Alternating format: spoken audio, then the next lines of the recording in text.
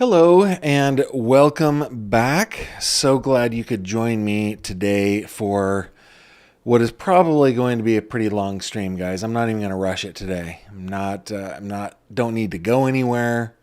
And we've got a lot to get through. Of course, we are continuing our conversation about the murder of Eric Richins, pictured here with his wife, Corey Richins, who has been arrested and has been jailed for quite a long time for her husband's murder.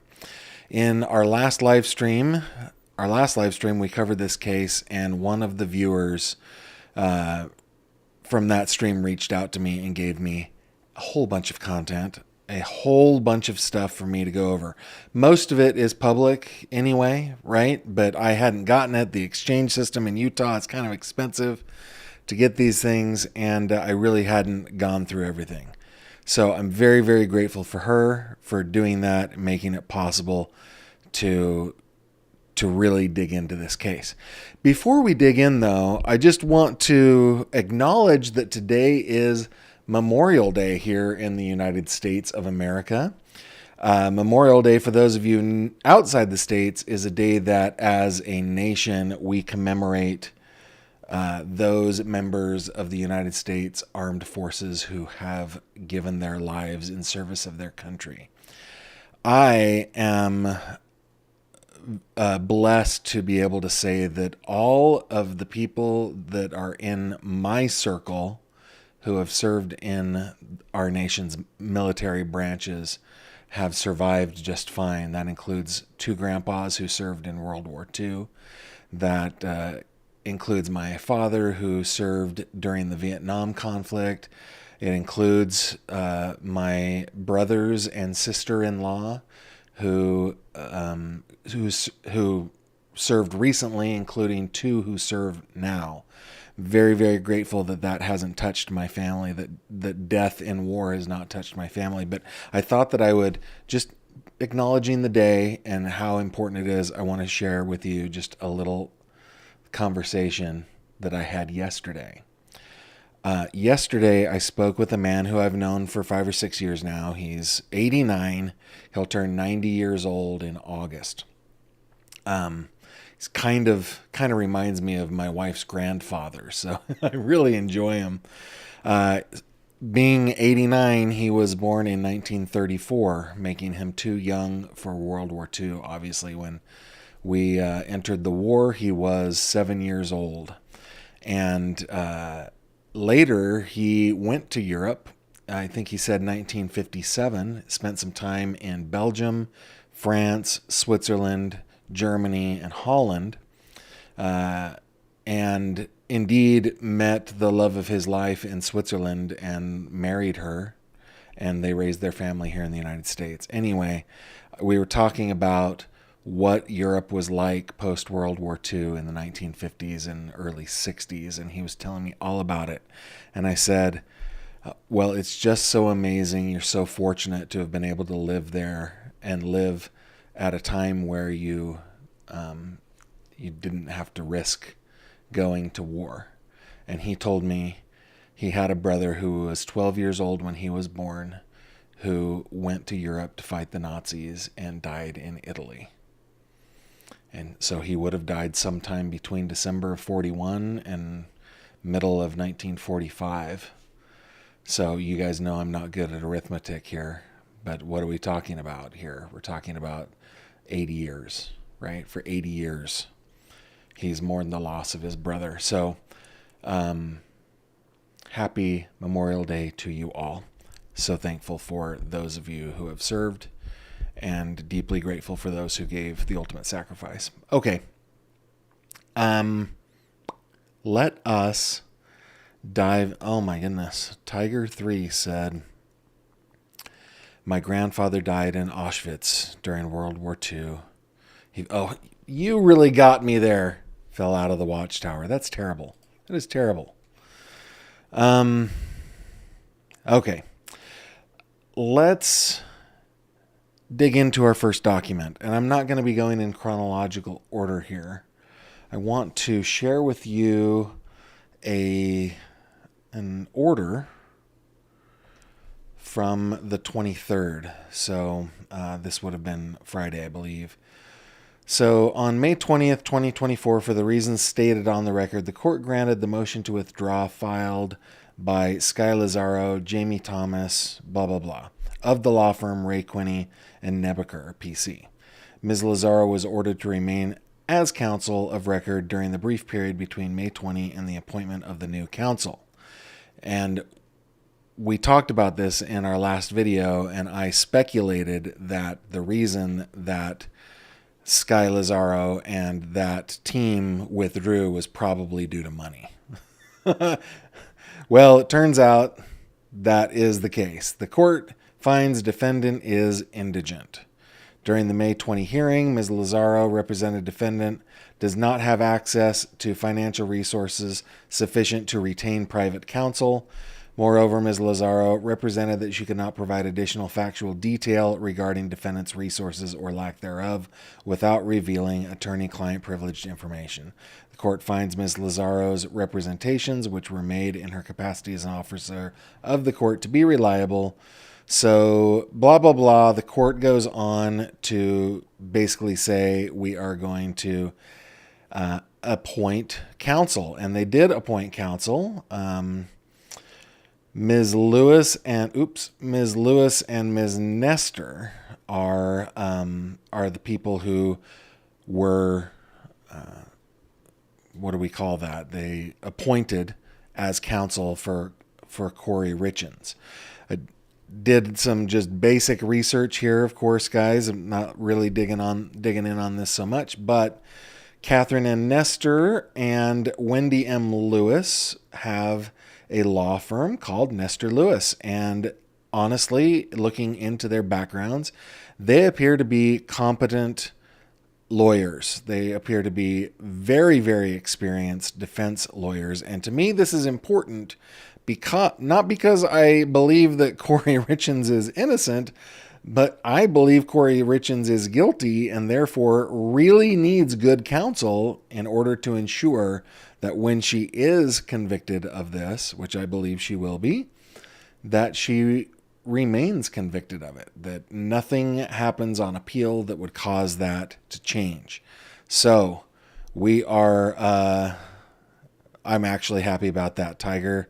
Sorry, it's an old joke. No worries, Tiger. I was just, not in a particular jovial mood when I saw that. Thought you were being serious. All right. Let us dig into document, shall we? The next document that I want to show you is right over here. I think I am going to go in chronological order from here on out. This is a transcript of a lot of the audio from the body-worn camera of one of the police officers that responded to Eric and Corey Richins' home on March 4th, 2022. The reason that I want to read this, and I don't know if you guys have seen this here. Let's see. Tam says, Hannah, Utah. Oh, over the mountain from Corey's Manor. You're in Hannah, Utah. Okay. So which manor? Is that the Midway one?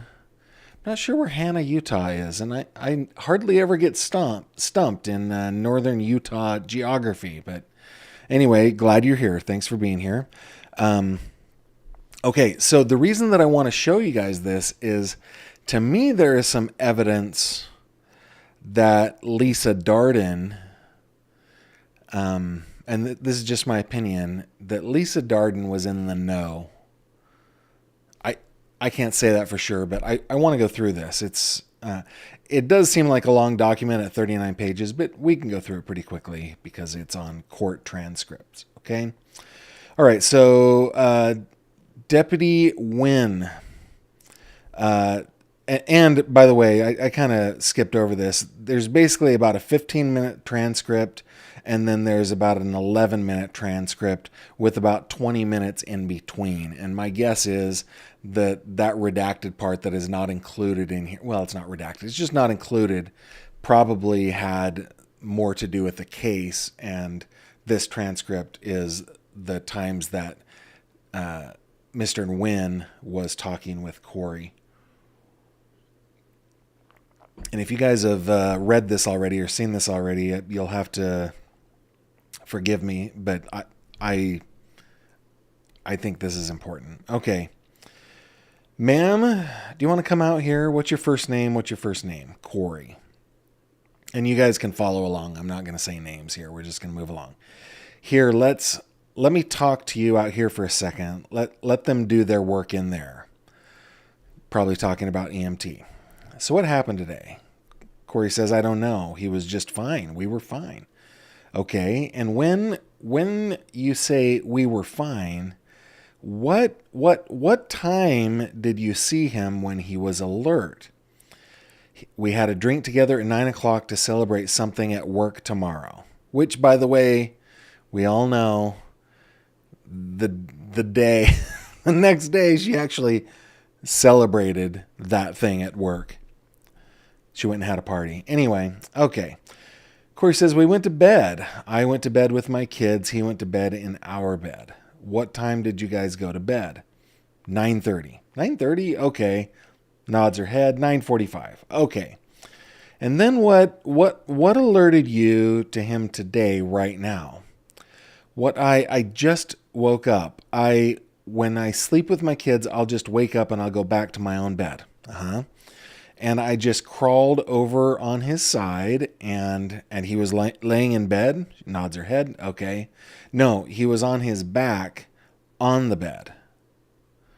So he was not in bed. He was on his back on the bed. And okay. And you say he was on his back? Okay.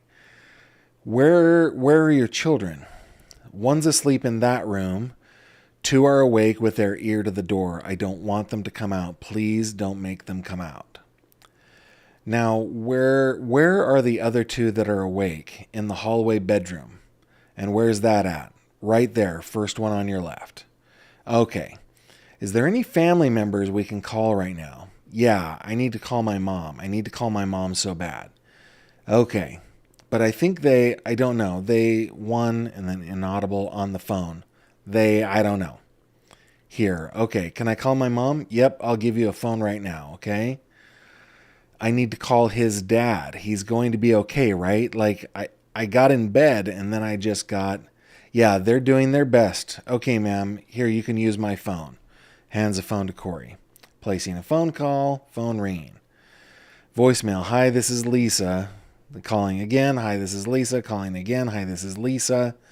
Where's your phone at? I can go grab it for you. It's just on the floor in there. Okay. It's okay. That's her phone. Grab her phone. Call some family members to come for the kids. Is this your phone?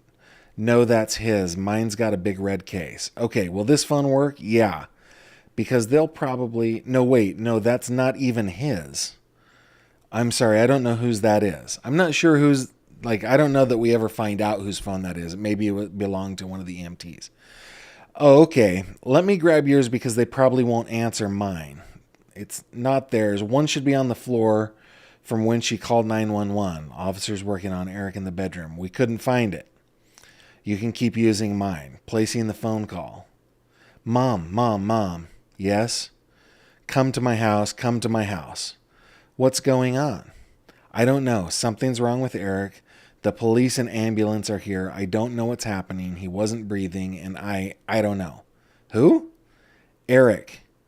Where's he at? He's at my house. Can you come over here? I'm on my way. Okay. And then the deputy again. I think my partner found your phone. Is this it right here? Yes. Okay, so your husband is Eric Eugene Richens. Yes. Okay. But he wasn't does he have any medical conditions or anything like that? Well, he has Lyme's disease. Lyme's disease? Nothing major. Okay, so no heart problems or anything like that. Corey Richens, no. He just said his chest was hurting when he went to bed. Okay, this is our first indication that her story is changing. Just a couple pages ago, he was fine. Now she's saying his chest was hurting when he went to bed. Okay? But that's, if he doesn't drink enough water, when he gets on the bike downstairs, I don't know. It doesn't make any sense. And then he said that he was really tired because he got his allergy shots yesterday morning. Okay, with my son. They went to, I don't, and then when did you discover him? What time? I got up, I got my phone, and it was maybe 3 o'clock. About 3 o'clock, inaudible. Did you immediately call the 911? Yeah. Well, I mean, I got up, and by the way, guys, if you guys want me to see anything in the comments, help me out. I'm going to use a filter so that I can see the things that you guys want me to see. Just put GF in your comment, okay? Yeah, well, I mean, I got up, and, well, as soon as I turned over and he was cold,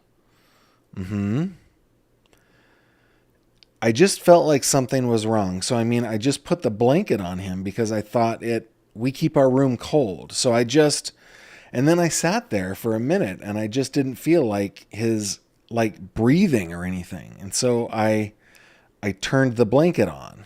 Maybe it's an electric blanket. I don't know. Okay. And it was just like, I said, Eric, and he just felt so heavy. So any COVID or anything like that? We all just got over COVID. Okay. Then inaudible. And when was that? A couple of weeks ago. Okay. So not recently. Well, he had a negative test. So I was the last to test positive and then he had it. So his last negative test was a week ago. Okay. And ma'am, what's your name? Corey. I'm sorry, what was that? Corey Richens. Corey. With a C? No, Kouri. We eat gummies. Sometimes he'll eat a gummy before he goes to bed. That just came out of nowhere. We eat gummies. Okay. It didn't seem like he did though. So like a gummy as in like a THC gummy? Okay. Yeah. And who is his primary care physician? Herb Lepley in Park City. Who? Herb Lepley. How do you spell it? How's Lepley? Lepley? When was he last seen? He just had a physical, and everything was fine. When was that? Asked the deputy. 6 months maybe. I need to call his dad. Can I call his dad? Yep, you can call whoever you want. Okay. Corey's placing the phone call. Hello? Hey. Yeah? Something's happened to Eric. What happened? I don't know. Something's wrong with Eric. Why? The paramedics are here right now. I don't know. I was sleeping with Ashton and I came in the room and he wasn't breathing. And he wasn't breathing? Yeah. Do you have the ambulance there? Yeah, they're here. They're there? Yeah. Where are they taking him? Nowhere right now. They're doing CPR. Oh my heavens. Okay. I'll be over in just a bit. Okay. Bye. Then the deputy again. Hey, Corey, what's your phone number? She gives him the phone number. And then that is the end of the first part of the transcript. Okay. Now, let me just make sure that I got my filter on. Okay. Now, so far, there's only just one thing that really bothers me, and that is that she changed the story halfway through, or a couple pages in. Maybe the second thing that bothers me is the whole THC gummy thing. But I don't know. It doesn't seem like that big of a deal. The first one, though, she's changed her story, and that I'm sure that Deputy Nguyen's cockles were up, like his suspicion was roused. Okay, so now we get to the next part of the transcript. This starts 40 minutes in. Okay. Yep, I need to go ask her. I've got to go ask her more questions. I'll be right back. She's got family here. Then a paramedic says, I'm pretty sure I threw my glasses in there somewhere.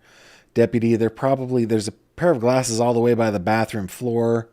Yeah, just right there on the floor, right by the blanket, on the other side, right by the basket. Okay, anyway, she finds her glasses. All right, yeah, no, we're good.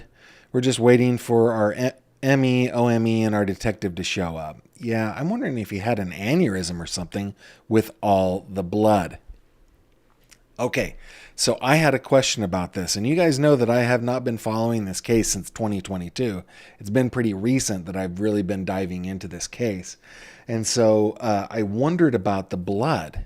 Like even the paramedic was wondering about, what caused his death because there's a lot of blood here. And I got some insight on that, which I will go into here in just a minute, okay? So paramedic's wondering if he had an aneurysm. Deputy says, okay. Paramedic says, there was a lot of blood for some unknown reason. Were you first on the scene? We were second, but fire guy was here before us. And there was blood? A little bit coming out. As soon as we started doing compressions with the Lucas is when the blood came out. So, all right. So that real quick, guys. A Lucas machine is like it's like a halo kind of a thing. It's like a loop that goes around a human body, and then it delivers chest compressions onto the chest. They're actually pretty expensive little pieces of kit, and they're not really owned by anybody but professional firefighter, EMT, paramedics, that sort of thing. So they're saying there was a little blood, or she is saying there was a little blood when they got there, but as soon as they started doing chest compressions, that's when there started to be lots of blood. And from what I understand, what happened here is that his overdose caused bleeding in his lungs. So it's a very common, it's a very common symptom for somebody who overdoses on opiates or opioids to have bleeding of the lungs. And we believe that that is what happened there. As soon as the chest compression started going and things started to be moving in the lungs, then he started to bleed a lot. That's what I think.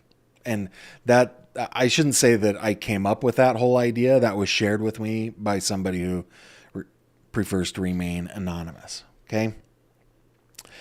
Okay. All right. Then the paramedic says, I don't know. No pulse or anything? No. Okay. No, he was cold. I think he'd been dead a while. Not a long time, but he'd been dead a minute. He was asystole the whole time. So no heartbeat. So, okay. All right. Yep. Bummer. Pretty young. Yeah. How old was he? 39 years old. Eric Richins was 39 years old when he died. Paramedic says, yeah, bummer. Pretty young. Deputy Wynn says, yeah. Then the paramedic, maybe he took some gummies. Yeah, that's what she was saying. Is that what she said? And then the hydrocodone, I think there was hydrocodone or something from, it was, and then paramedic says 96 or something. Unidentified male speaker, 2016. Paramedic says 2016, yeah, pretty old. Did he take that? We don't know. It was sitting there though. It's in the drawer right there. There's something. It is. What is this right there? Is that what he's taking for his Lyme disease? Deputy Wynn says, yeah. Paramedic says, do you want to check? Turner just looked at it and he said it was filled in 2016. Paramedic, yeah, that one. It's under his name? Mm-hmm. I think he sleeps on that side of the bed, though. With what? I don't know. That might be hers. Is it in his name? It's his. Oh, it's his? Okay, but it's empty, right? Yeah. I mean, we gave him Narcan. That would, who knows, probably go in there. All right, so they gave him Narcan, which my understanding is a anti-opioid overdose drug. You guys can correct me, though. I mean, I think Narcan is specifically for opioid overdoses. Correct me if I'm wrong, though. Okay. So they had some kind of suspicion that this might be an overdose. And these days, I mean, I think paramedics probably see it a lot where people think they're taking one thing and they're getting laced with fentanyl or something like that. That happens a lot these days. Okay. Deputy says, and when you arrived, he was already on the floor, right? Yeah. She had pulled him down on the floor. The fire guy, dispatch says she was doing CPR, but the fire guy said she wasn't. So, okay, this is another thing, guys. This one kind of tripped me up because this reminds me so much of Ellen Greenberg, where Sam told the operator, the dispatcher, yeah, I've got her on her back ready to do CPR. And then when everybody gets to the scene, she's in kind of a half-seated position, leaning against the kitchen cabinets, right? So it could be that she was on with 911. Are you doing CPR with me? Yes, I'm doing CPR. But the fire guy comes and says, no, she wasn't doing that. Right? To me, that's super suspicious. That's one of the reasons that I got suspicious of Sam Goldberg in the Ellen Greenberg case. That and the 20 stab wounds. But anyway, they are suspicious of an overdose here, right? Oh, okay, all right. Don't let anyone in here. I need to ask her a couple questions real quick. The mom? No, Corey.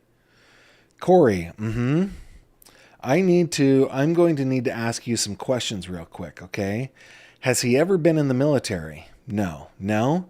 Does he use tobacco? No. No? And what does he do for a living? He owns a stonemason company. Okay, and then when you discovered him, was he on the bed? Yeah. Yes? He was lying on his side like normal. Okay. Oh, on his side. Does she mean his side of the bed? Is that what she means? Because before she said he was laying on his back. So I think I'm going to give her the benefit of the doubt. First I thought she was saying he was lying on his side, but maybe she's saying he was lying on his side of the bed like normal. I don't know. Okay. And I just thought he was cold just because it was cold in there. So I put the blanket on him. Yeah. But his body just felt like heavy. So that is the second time she has used that description. And to me, that seems rehearsed. That's just me. And which way was he facing? Was he facing towards? No, he was just up. He was facing up. Okay, so he was laying on his back. He was laying on his back. Okay, I just can't. And then did you pull him to the ground? Yeah, that's what the lady on the phone told me to do. Okay, was to take the sheet and pull the sheet. Okay, to the ground so I could do CPR. Okay, what's his highest level of education? He has a bachelor's degree. Okay. My husband is active. He didn't just die in his sleep. This is insane. Okay. To me, that feels a little bit like she's trying to, how would I describe this? She's trying to be on the side of being suspicious without the suspicion pointing at her. Like she's trying to, I want to be on the cops' team here. That's what it feels like to me, but I might be wrong. So my husband is active. He didn't just die in his sleep. This is insane. Any mental health conditions? No. No? Okay. No. How about any, and then this word? No. History? No. No? Okay. Never? No. Has he been seen by a doctor in the last 30 days? No. Okay. Has any prescriptions been filled in the last 30 days? No audible response. No. Has he had a history of falling or anything? And remember, this is body-worn camera, so she might be like, shaking her head or nodding her head or something like that. But we're seeing no audible response. She's probably just not using a verbal response. Okay. Has he had a history of falling in or anything? No. Any history of prescription abuse? No? I mean, when he was in high school and stuff, yeah, he took pain pills, I think. And then we hear Lisa Darden for the first time. Maybe it was a reaction to his shots yesterday. I mean, he said he didn't feel good from them. And then Lisa says he didn't look good last night. Guys, to me, I don't know. This could be seen multiple ways, right? To me, though, I feel like we have a like a conspiracy here a little bit. I think that it could be that Lisa is shocked at all this and going, I cannot believe that this has happened to him. And then starting to look back. Did he look bad yesterday? Yeah, he kind of did look bad yesterday. But it also could be that they are compatriots in this, and she's trying to help her daughter out a little bit. To me, I'm really suspicious of Lisa Darden. Very, very suspicious, especially considering some jail call transcripts that we have that you can see on the website. By the way, guys, let's pause here for a second and let's go over to my browser and go over to my website. I have published a page on my website that is dedicated to the Eric Richins murder case, including all the videos I've done and then all of the case documents that I have for this case. You can see that it's a pretty long list. And those documents are for my Patreon supporters, my patrons. They're the ones that can see those. So if you would like to support me financially through Patreon, one of the benefits that you get is you get unfettered access to the documents on my website. I think as of now, I have a little over 1,000. I think it's 1,011 pieces of documents on the cases that I cover. So for those of you who don't want to support me financially or can't, that's why I do these videos. That's why I go through these files. But you can also see a timeline that I have put together that I will keep updated. So go to my website, gavinfish.com, and go to cases, and then you will find Eric Richins. It's organized chronologically. While you are there, click on this little fish up in the top. Of course, I've got all my socials here, including Patreon. But if you click on the little fish here, that will take you to the fish tank. We are a small group, 987 members strong right now, of true crime fans, and we talk about the cases that I cover. Some of the cases that I am not covering, we talk about those over here on Facebook. So if you're on Facebook, just search the fish tank or search Gavin Fish, the fish tank, you'll find it. Okay. I just wanted to bring that to your attention.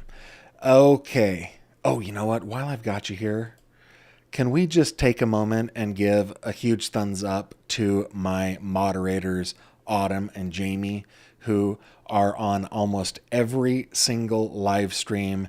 They take care of you guys in the chats. They take care of me. They manage the fish tank. And if you go over to my website and click on support, this page has all the different ways that you can support my work here on YouTube. But maybe the most important one is this button right here where you can support my mods by buying them a cup of coffee. If you are considering supporting me or my channel, please, I need to bring this over here, don't I? So you guys can see the whole thing. Please go ahead and buy my mods a cup of coffee and give them a thumbs up on this video because they are amazing. All right. So let's get back to my suspicion. I honestly think that Lisa Darden is in on this. My opinion only, of course.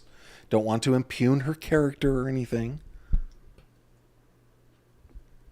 But the way she's talking here, it bothers me a little bit. He didn't look good last night, she says.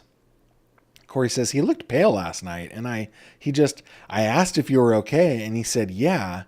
But he was saying his chest was hurting. But, it just feels like now she's adding on to it. Like, she didn't say anything about him having a bad reaction to his allergy shot earlier. Now that her mom is around, she's adding that in. Okay, Deputy Wynn asks, does he have any history of illicit drug use or anything in the... No. Past year? No. No? Never. Okay, do you have the phone number to Herb, his doctor, by chance? Probably. I don't know yet, Ronnie. We'll see you when you get here. Bye. So that must have been Lisa Darden on the phone. Huh? Corey Richens, I don't. It's just at the Park City Family Clinic, Family Hospital, or... Okay, I can look it up. I'm sorry. No, that's all right. Who told the boys? And then there's a blank said the cop told them. I think that is probably one of the names of the children. I didn't do these redactions. Okay. Why would you tell a child? Corey says, no, they shouldn't have told them. I asked everyone. Oh, not to tell them. They all know. They told me. How do they know? Asked Corey. Well, so-and-so told me. A cop told me. Corey says, would they have told them? No, I wouldn't think so.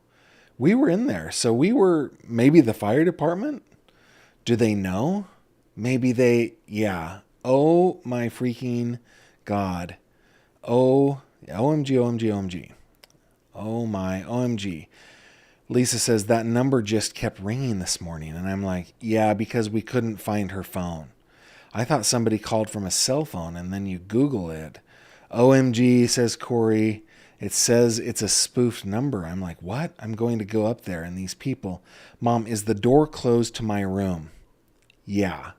Yes. They won't let them in. Is he still in there? Yeah. So I'll explain to you what the process is right now. Because he was in good health and at his age and everything like that, okay, our medical examiner is going to come and do their investigation real quick, and then also our detective, just to make sure that everything is documented, correctly. And then from there, they'll explain to you what's going to happen. Most likely what I'm thinking, because, he has no serious health problems or anything like that. Corey shakes his head. His age, most likely they're going to take his body to the OMG medical examiner's office just to make sure that, there wasn't anything else. Okay. All right. Do you have any questions for me right now? No, he had allergy shots yesterday. Yeah. And then, and that's what she was saying. Lisa goes on to say, he said he wasn't feeling good last night when I was here. So listen, that makes me wonder, was Lisa Darden there when Corey Richens was making the Moscow Mule? That's my question. She said she was there the night before.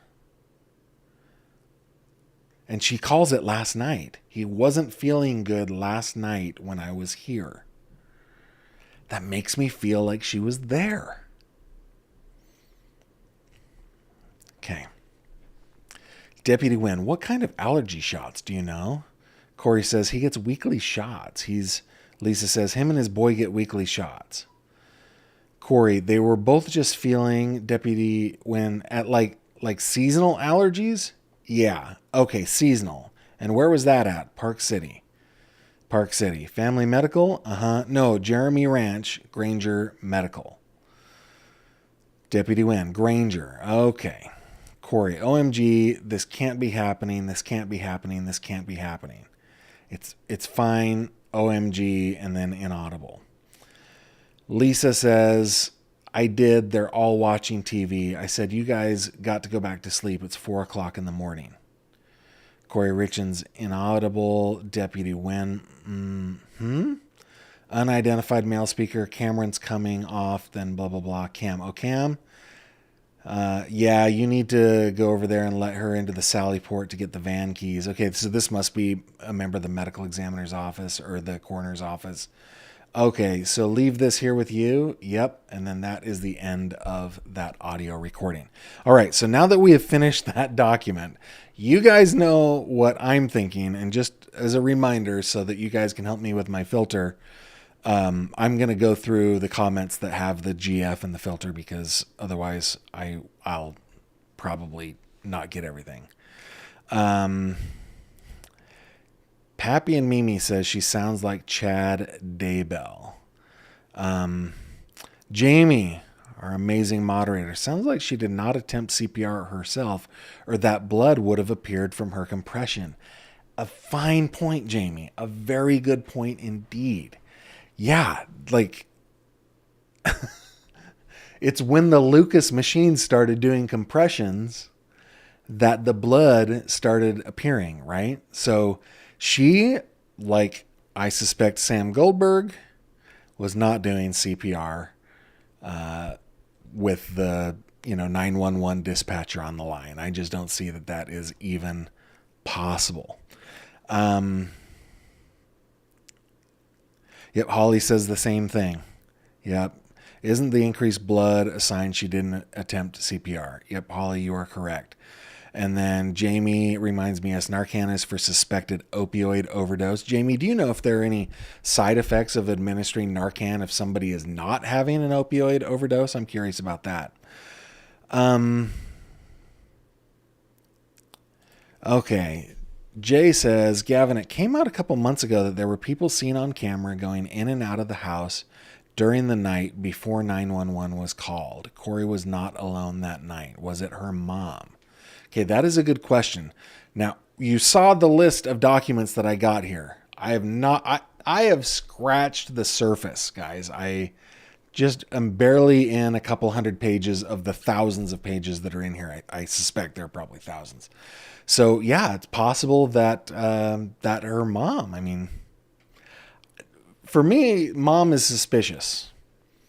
The way she's interjecting in there, mom is very suspicious. All right. Good comment, Jay. I love it. Okay. Does GF know about Lisa's friend that passed away suspiciously? I have been told about this, but I don't have any like real credible like source on that. So, and honestly, future, I'm a little suspicious of that kind of thing, right? Like I read in different articles that there are rumors that Corey learned what to do with Eric here from her mom. That her mom had done something similar. And I had heard two different things. I had heard that it was a friend, and I also heard it was a husband, which I thought was just a little too perfect, right? So my reporter's suspicions, my little reporter spidey senses are tingling on that sort of thing. But I'm not saying that it's not right. I'm just saying I'm suspicious of it. If you could get me some good intel, like some documented intel on that, I would really appreciate it. And the way that you do that, you can comment it here in the video. We're not going anywhere for a while. But also, if you head over to my website and click on contact, there's a form where you can even do it anonymously. You don't need to fill out your name and email address and phone number, and you can upload documents to me. So contact me there, and let's. I would love to see more evidence about that.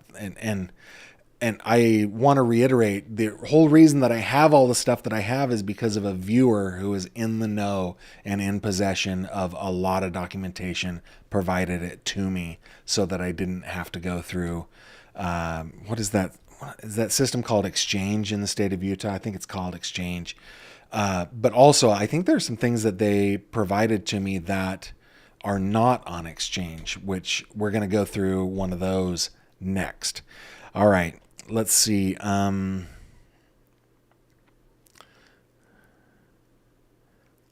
Let's see. Becky has to take off. Happy Memorial Day to you too, Becky. And then, okay, so Future says, I was hoping Gavin will address it. If not, Grizzly did a video a while back about it. Yeah, and I know Gazella, and Gazella's awesome.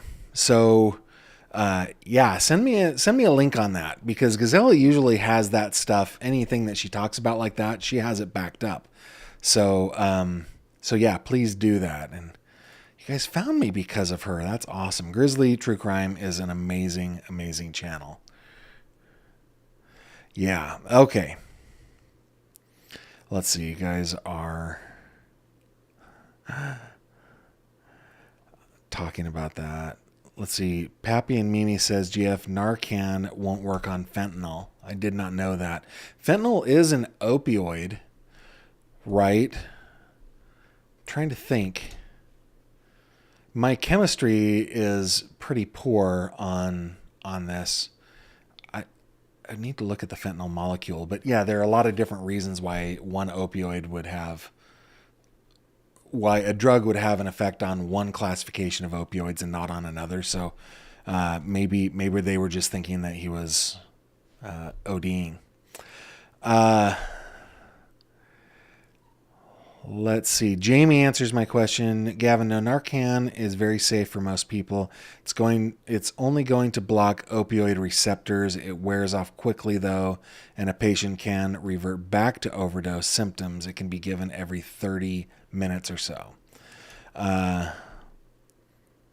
Let's see. Future sees. Yes, I understand regarding Lisa. It does seem to be speculation, but definitely need actual solid evidence. Well, listen, if you can link me to that Grizzly True Crime video, I will watch it. I will see what I think. Thank you for bringing that up. Jamie Jamie is a bit of an expert on this, guys. So Narcan will work on fentanyl if enough Narcan is administered. It's impossible to know how much someone has taken. Yeah. And by the way, guys, the documents show that Eric had 15 nanograms per milliliter of fentanyl in his blood. Okay, so you can do the math and figure out how much that is, but 15 nanograms per milliliter. How many liters are in the human body? How much blood? How many liters of blood in human body? Right? So 5 liters. So it's 5,000 milliliters. So he had 15 times 5,000. So that's 75,000 nanograms. So that's 0.75 grams total in his body, if my math is correct on that. I think I'm accurate on that. But in his stomach was another 20,000 nanograms per milliliter. 20,000. Now, I think the amount of, how much fluid can the stomach, or does the stomach have?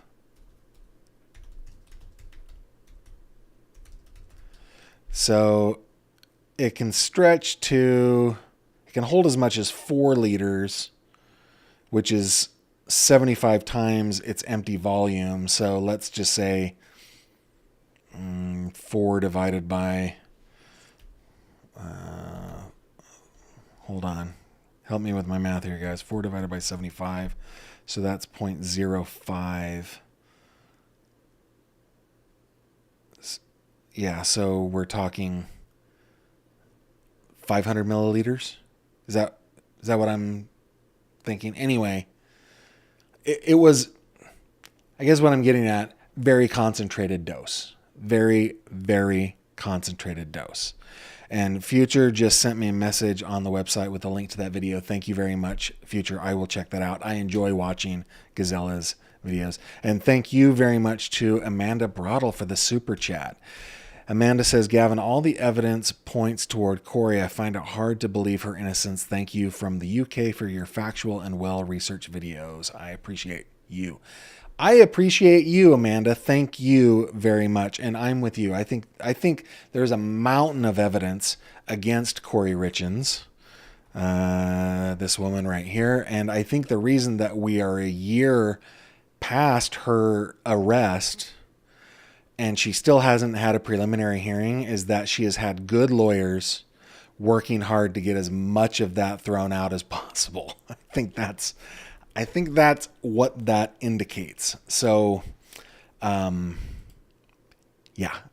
and we're going to get into a couple more documents. So thank you for all those comments, guys. Let's continue on to our next document. Okay. This document that I'm going to show you right here is an affidavit for a search warrant. Now, this is an affidavit for a search warrant for a person known as KL. Now, I'm going to tell you this right now. In this case, on this document, the redactions were done by me. There are a couple that weren't, but I just felt like, you know what? This really doesn't seem to be out there that much. And so I redacted as well as I could the names of people in here. We're just going to call them by their initials. And it's going to get confusing, but it's okay. And this is just about a 7-page document, but this one blew my mind.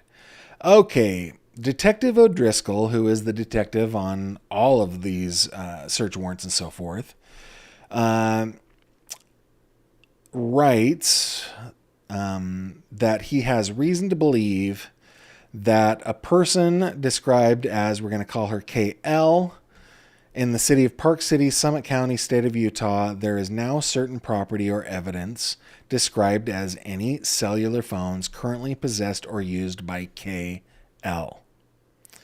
And that said property or evidence was unlawfully acquired or is unlawfully possessed, has been used or is possessed for the purpose of being used to commit or conceal the commission of a crime or of an offense, or is evidence of illegal conduct. The affiant believes the property and evidence described above is evidence of the crime or crimes of distribution of a controlled substance and conspiracy to commit murder. Now, this, guys, is the first time where I have seen that there is indeed charges coming up against the drug dealers. It appears that there are some charges, including conspiracy to commit murder. Real quick, getting back about that Narcan thing, it says, GF, it says right on the box of Narcan, if they're getting sleepy again after 5 minutes, use the second dose of Narcan. Each prescription of Narcan contains 2 doses. Wow, thank you. Okay, I'm learning a lot today. You guys are awesome. All right, so we have a crime allegedly committed by KL and the crime is distribution of a controlled substance and conspiracy to commit murder. The facts to establish the grounds for issuance of a search warrant are, and then the first paragraph of every affidavit is the bona fides of the person who is doing the investigation. So this is all about Officer O'Driscoll, or Detective O'Driscoll. He is apparently awesome. He's a drone pilot. He's a canine handler. He's multilingual. This guy's awesome. Apparently, he's a distant cousin of mine too, because all of these small towns, guys, everybody's related to everybody. But apparently, my sister did some digging. I don't know Jeff O'Driscoll, but apparently he is distantly related. Okay. On March 4th, 2022 at 03:22, Summit County Dispatch received a 911 call from a female party, later identified as Corey Richens. I don't think I'm going to read all this because a lot of it is information we already know. But I wanted to set the scene. So they go, as we know, they go to the house. I mean, we just read all that stuff. And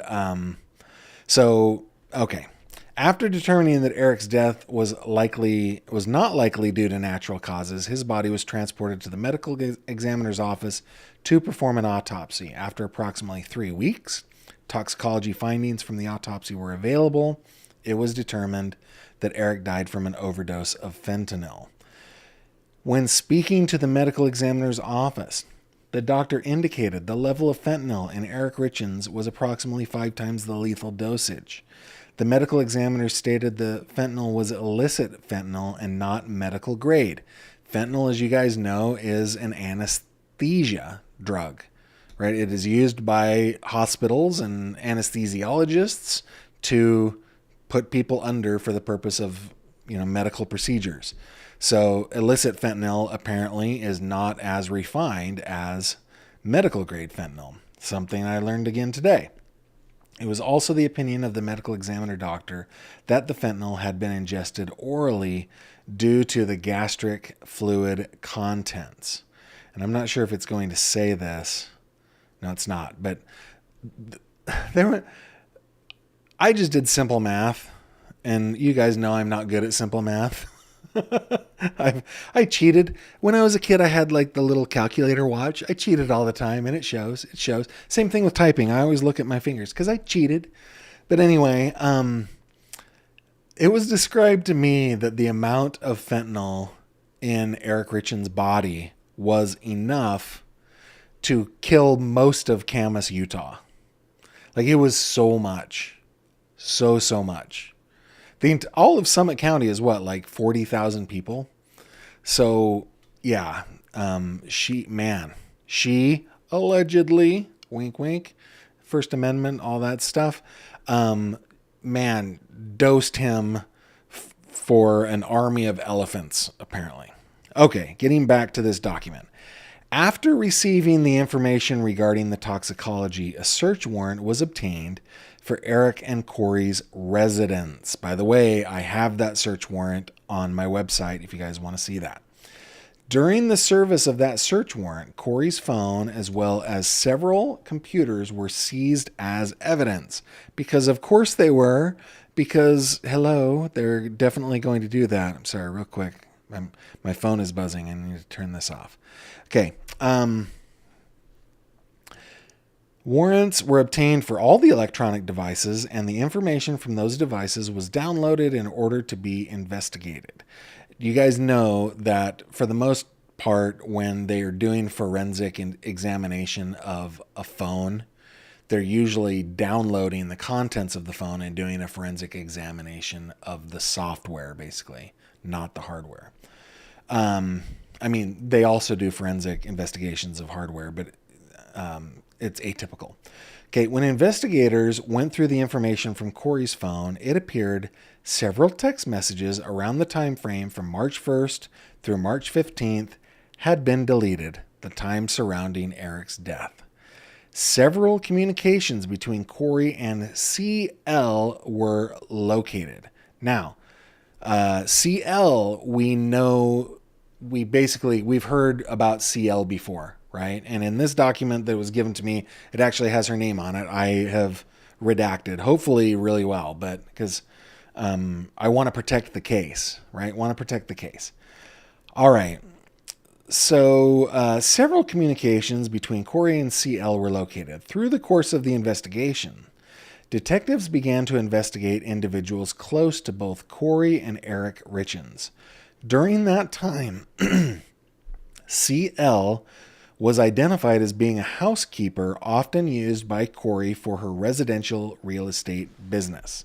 A police records check of CL revealed multiple counts of possession of a controlled substance with intent to distribute, possession of a controlled substance, and possession of drug paraphernalia.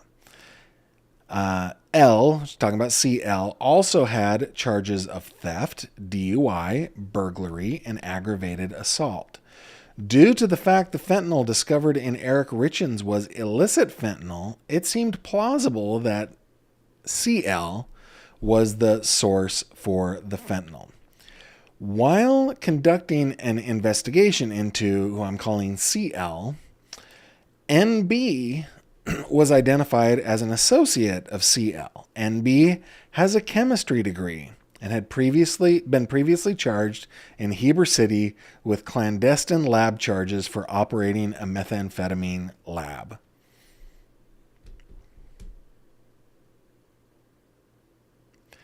Why would you... I'm sorry. My mind is just racing here. I wonder if he had a clandestine lab there in Heber. For you guys that don't know, all of this is happening in my original stomping grounds. My grandpa's family and his ancestors are all from Francis, Utah, which is where Eric and Corey Richins lived. My grandmother was from Peoria, Utah, which is on the other side of the valley. And Camas is kind of in between them, closer to Francis, of course, right next to Francis. But and Francis is where I went to elementary school, right? Like, I know this area. Well, Heber is where my parents were both raised. So when I read about this kind of stuff, like all the bad drug dealing and all that stuff, it makes me angry and sad, because I'm like, dude, this is my childhood. You guys are like befouling. Guys, stop befouling my childhood. I have such happy memories there, and I want them to remain perfect in my little tiny childlike brain at the time, right? It was such a happy childhood, and these people are doing criminal crap out there. It pisses me off. But okay, so he had a chemistry degree. NB had a chemistry degree, had been previously charged in Heber with clandestine lab charges for operating a meth lab. It was also learned that NB has a boyfriend named GJ, who is currently incarcerated at the Utah State Prison in Gunnison. After learning this information, detectives spoke to staff at the Utah State Prison and requested phone calls GJ had made from March 1st through March 15th. So smart. Okay, if you have deleted these, Corey, I'm going to try to piece it together, going like 3 steps of Kevin Bacon here, right? All right. During one phone call between G and N, so GJ and NB, on March 2nd, 2022, NB answers the phone and states he is on a break from drug court. It was verified through court records that CL and DB, it's NB, were in drug court together at that time. That DB is the same person as the NB. Okay. We're at drug court together at that time, which makes it so rich and it angers me again, because drug court, guys, do you guys know what drug court is?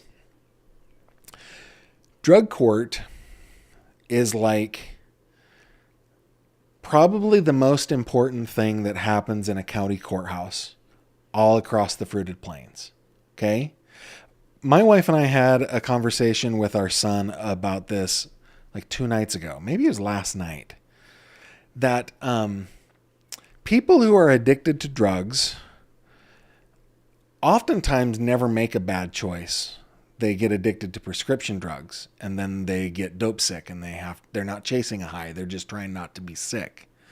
Other people may make a bad decision and may take a pill for the first time. After that, they are now addicted. And so I try to extend a little more grace than I have in the past to those of our society who are addicted, especially to opioids.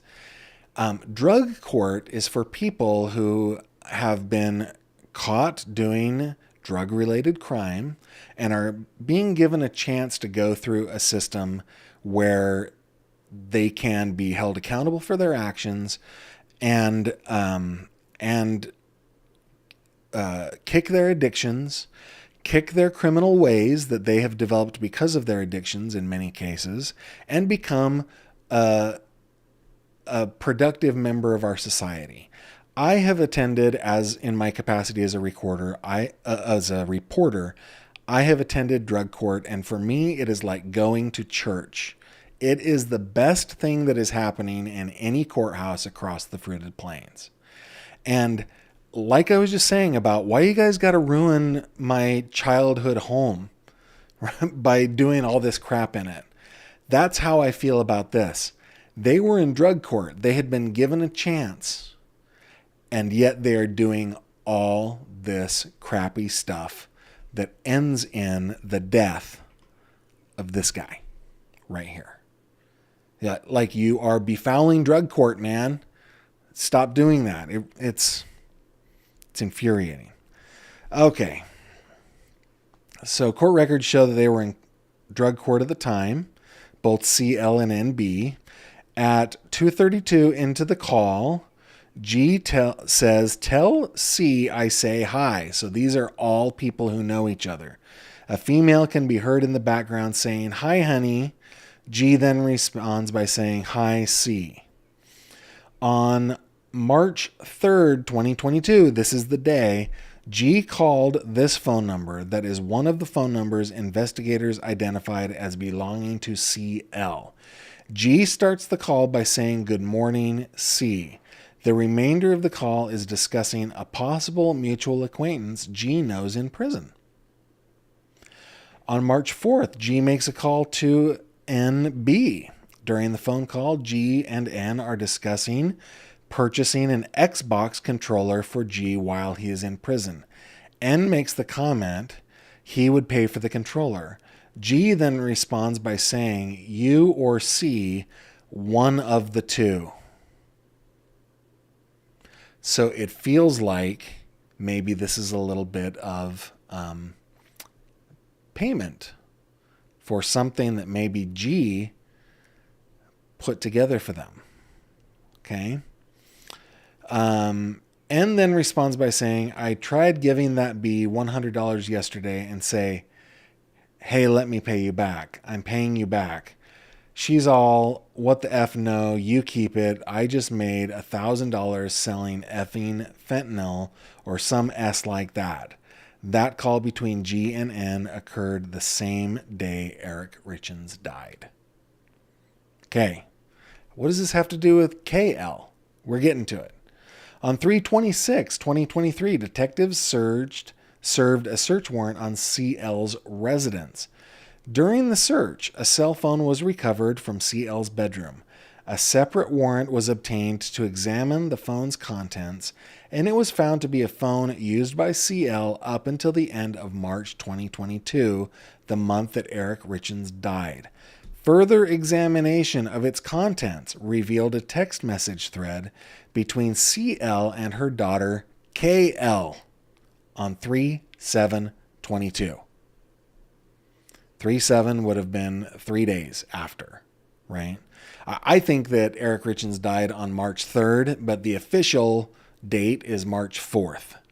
That is because early morning hours of March 4th. But anyway, so 3 to 4 days after. The messages are as followed. C, guess who passed away? K, who? C, don't say anything, okay? K, who? C, Corey's hubby, Eric. K, she poisoned him? K, LOL. K, she's rich now. C, no, she didn't. Or did she? And then a gif of a female winking and nodding. Brain aneurysm FRL, I think is what that says. For real? Is that what that means? I don't know. And then K says, I ain't even mad at it. Good for her.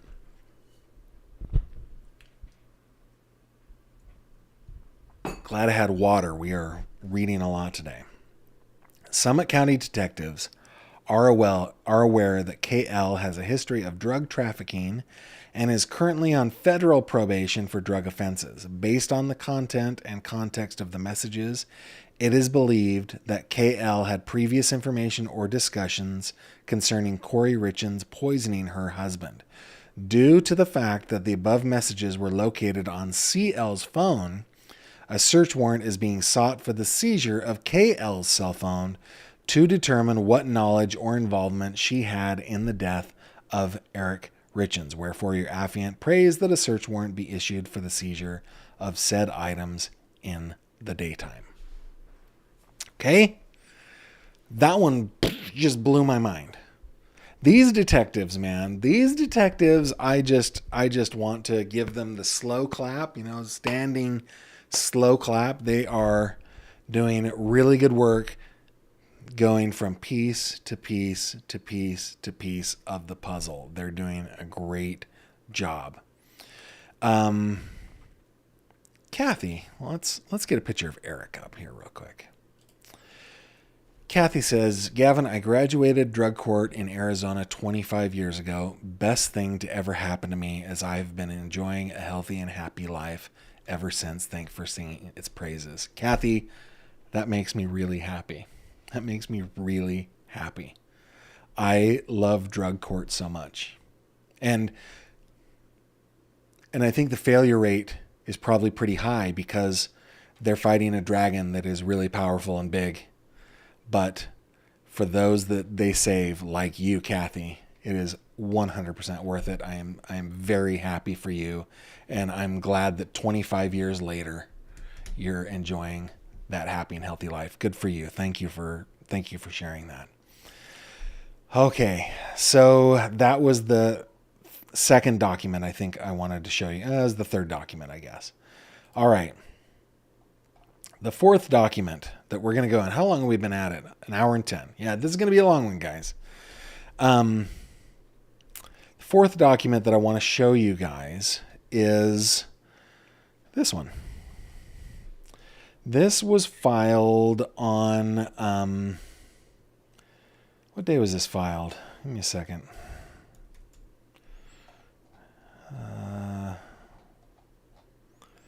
There we go. Filed on the 13th of May. Okay. A couple weeks ago. This is the state's bench brief for the preliminary hearing. Let me describe to you, as far as I understand it, not being a lawyer here, but let me just describe to you what a bench brief is. And basically, I mean, it's not very difficult to understand at all. I mean, I get it, so it's not all that hard. The purpose of the preliminary hearing is basically, the purpose of a preliminary hearing is the same purpose as a grand jury.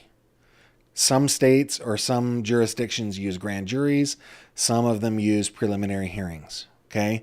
In a grand jury, without the defense present and without anybody contradicting or arguing the opposing view, the prosecutor marches in all of their evidence and their witnesses, and they present that information to a jury picked from the jury pool, right? It's just a regular old jury.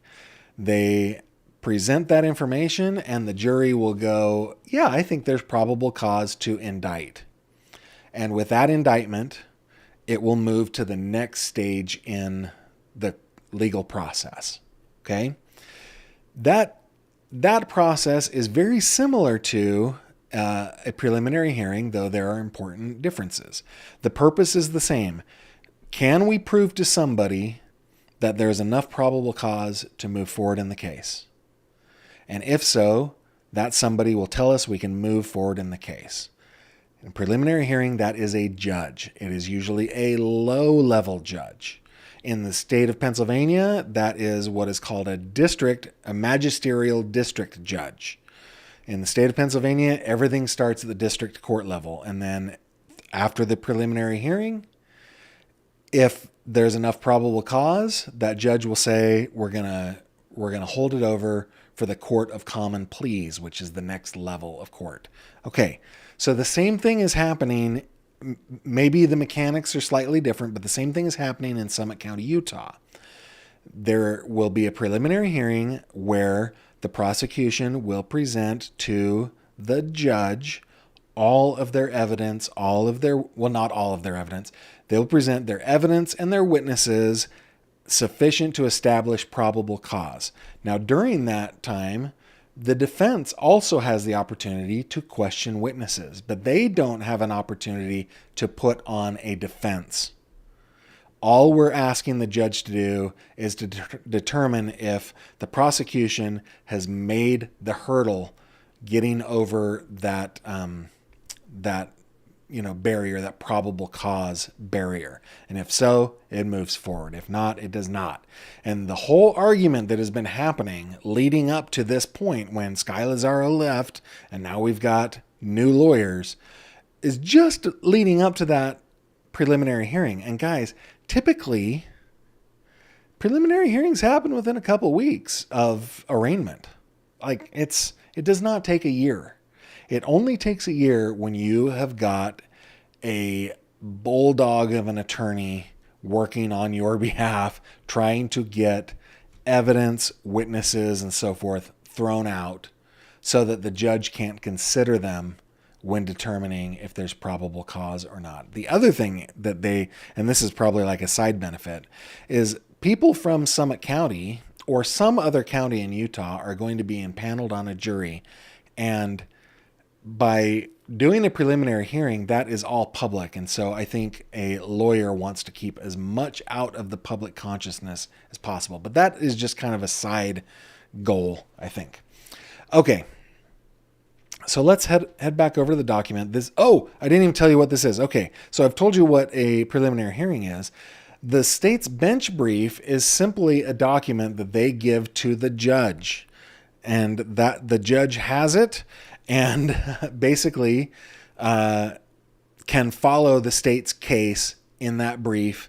And then if the judge is not able to make a determination actually at the hearing, they have that brief that they can go back to and read. So that's what this is. Okay. It's a 42-page document. Many of the page, we're not going to go through all of it, but let me just show you like we've got a long table of contents. We're not going to go through parts 1 and 2. They talk about what are the legal standards for a preliminary hearing, what's the issue at hand, and so forth. And then part 3 is the evidence in support of probable cause.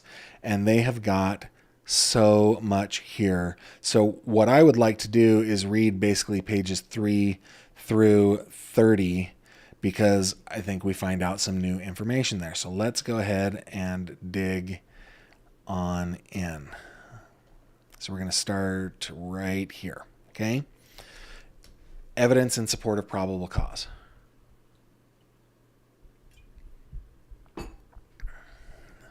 All right. The defendant attempted to commit aggravated murder and ultimately committed aggravated murder. Okay, the defendant is charged in count 1 with aggravated murder. The state alleges that on March 3rd and 4th in Summit County, Utah, the defendant intentionally and knowingly caused the death of her husband, Eric Richens, by the administration of a poison for pecuniary gain. That is for monetary gain. The court previously found that substantial evidence exists to support this charge, right?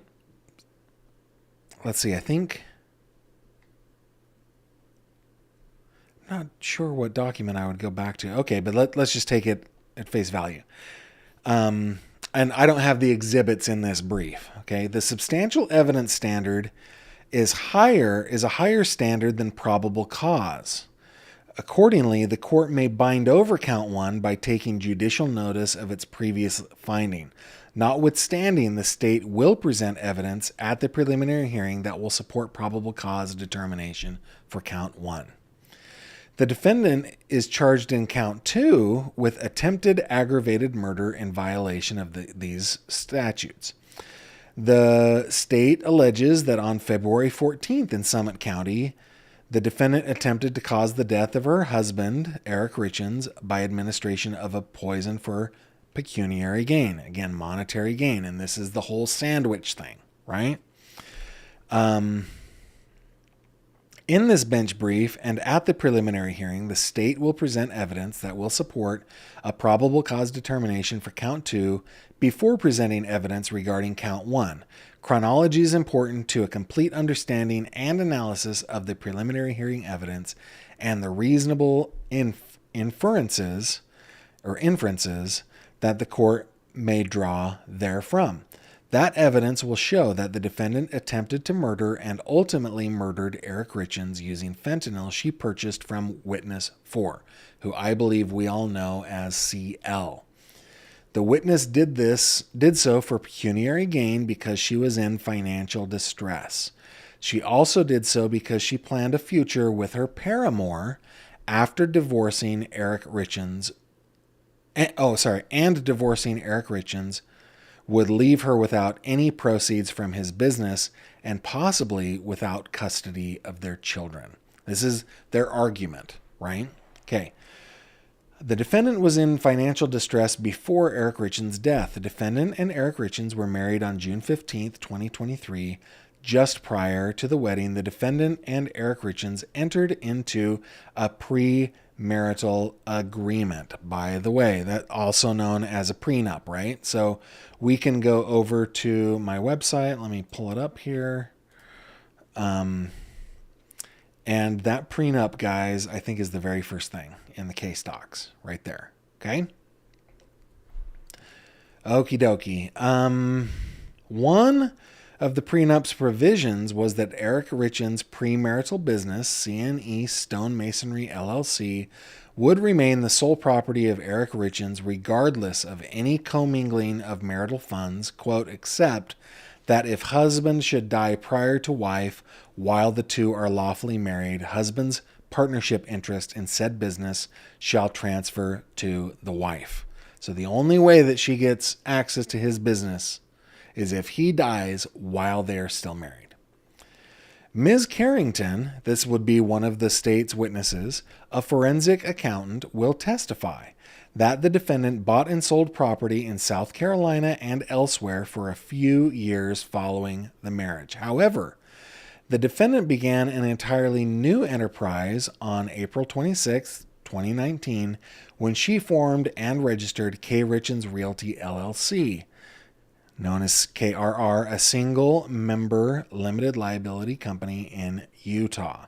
KRR has at all relevant times been domiciled in Summit County, Utah. KRR acted as a realtor representing buyers and sellers of property, but primarily engaged in buying, rehabilitating, and selling property directly. Okay, this is actually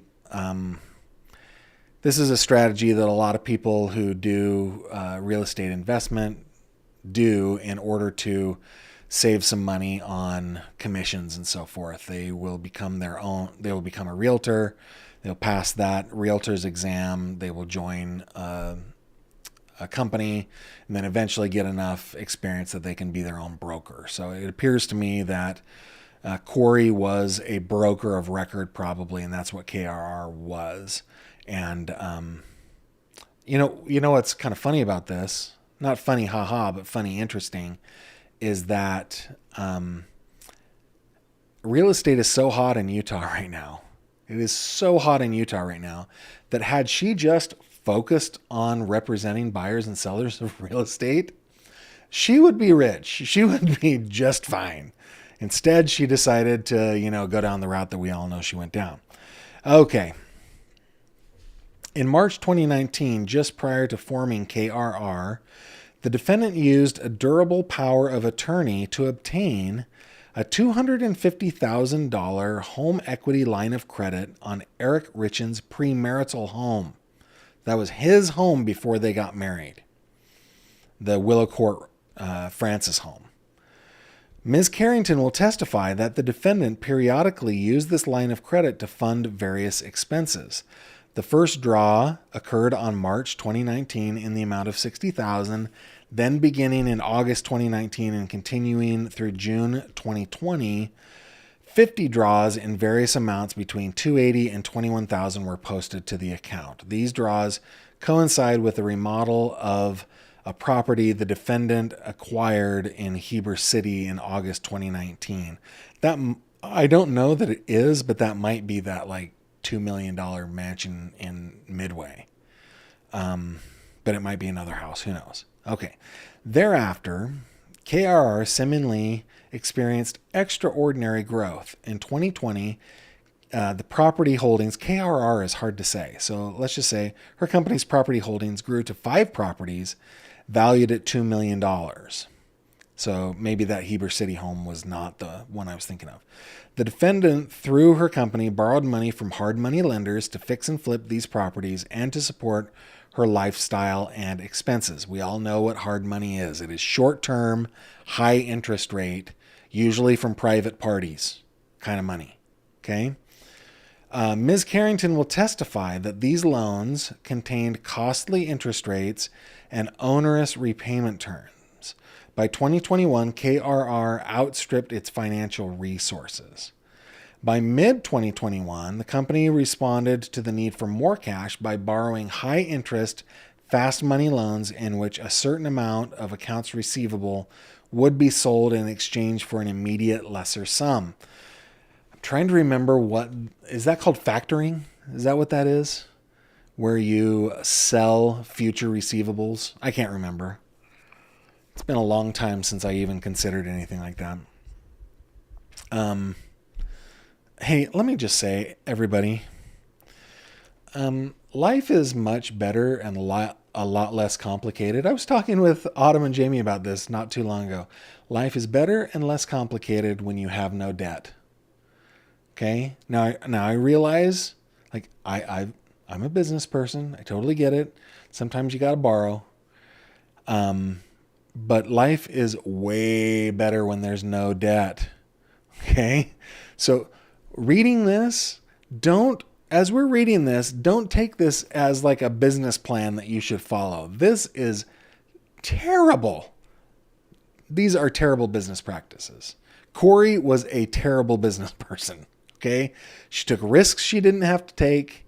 And yeah, don't do this. All right. All right. As one example, on September 30th of 2021, the defendant on behalf of her company entered into a revenue purchase agreement with Greengrass Holdings.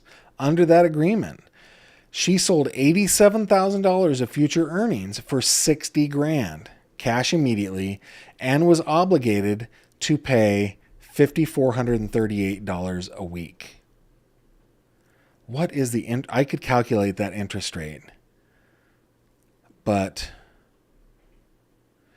we'd have to know how long she'd be able to make those payments. I don't know how they amortized it, but that is a high interest rate.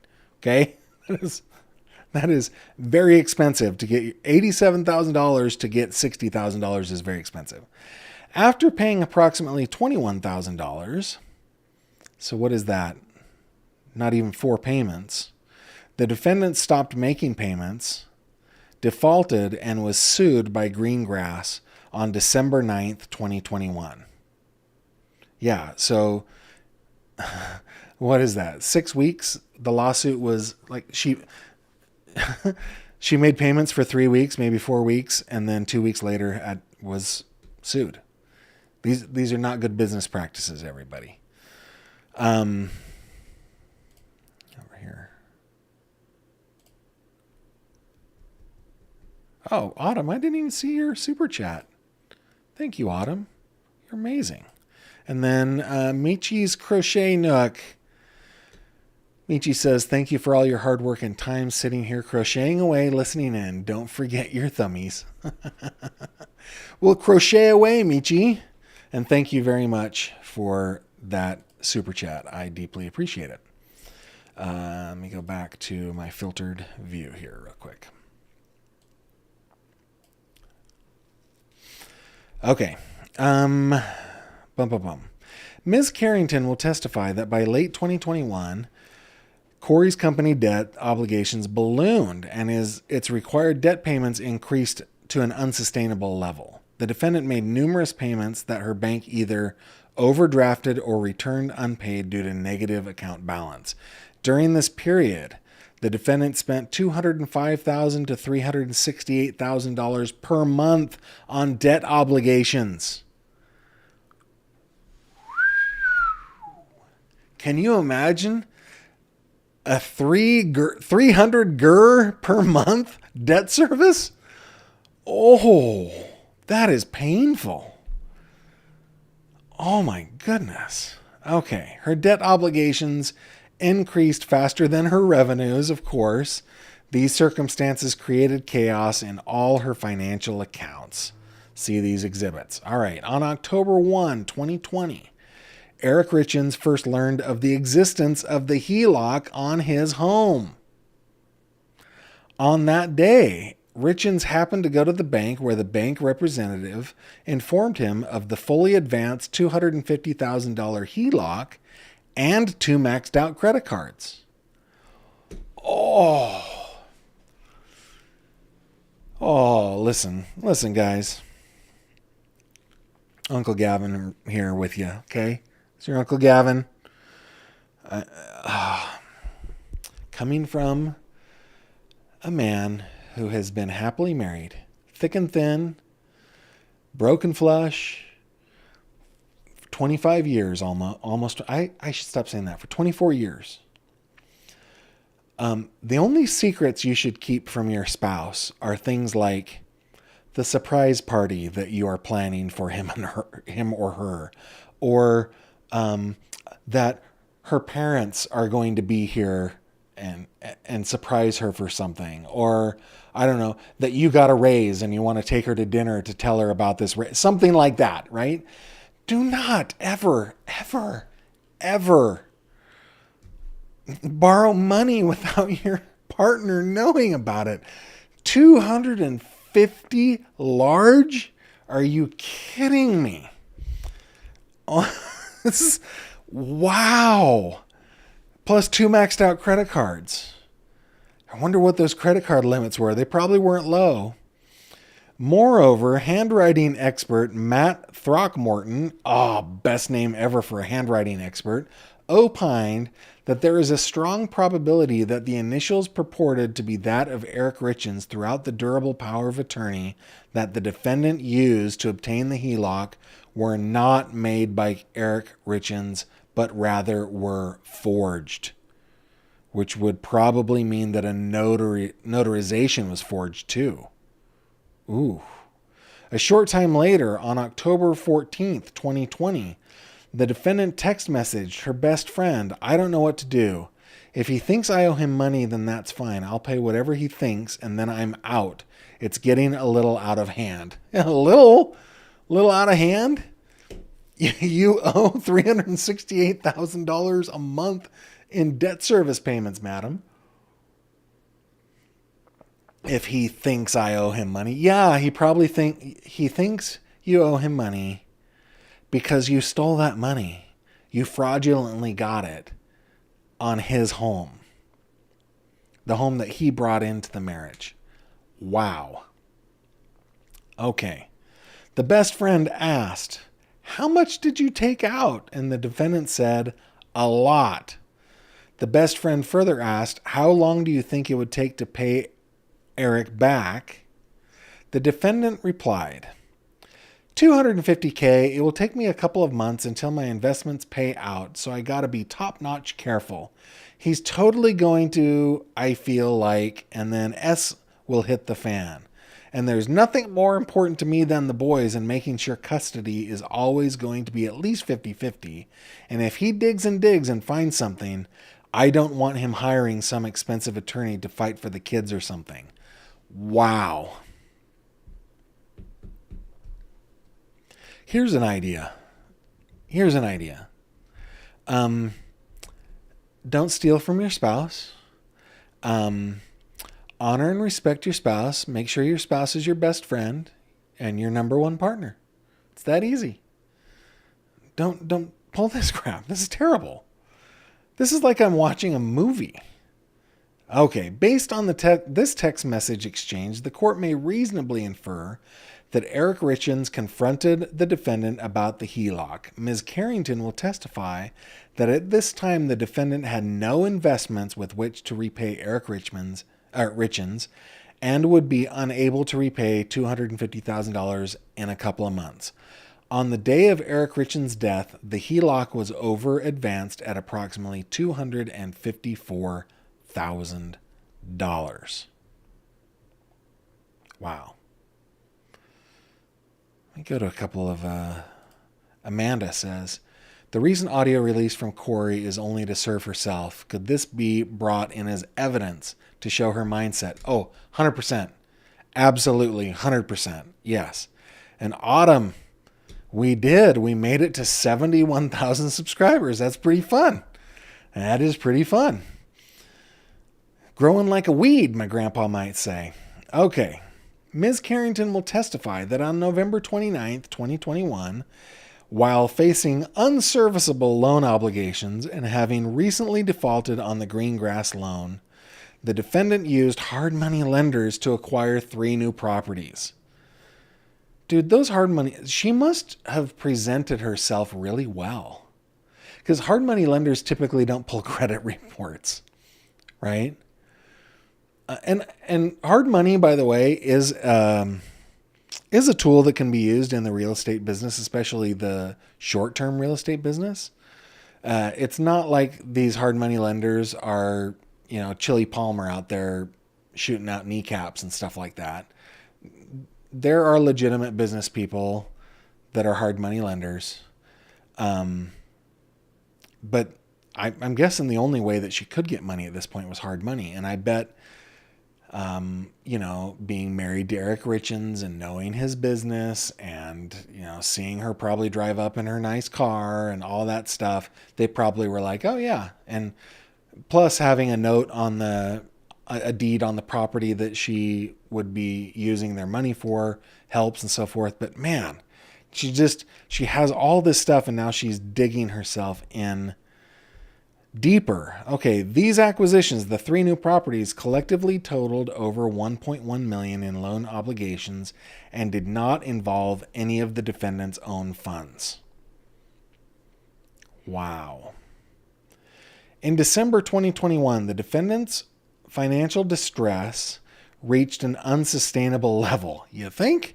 For that month, KRR was obligated to pay approximately $368,000 to service its debt, a Byzantine collection of 94 separate payments, some weekly, some daily.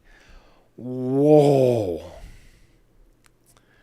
Meanwhile, KRR generated very little income. For example, in December of 2021, KRR's America First Credit Union account began with a $14,801.97 balance.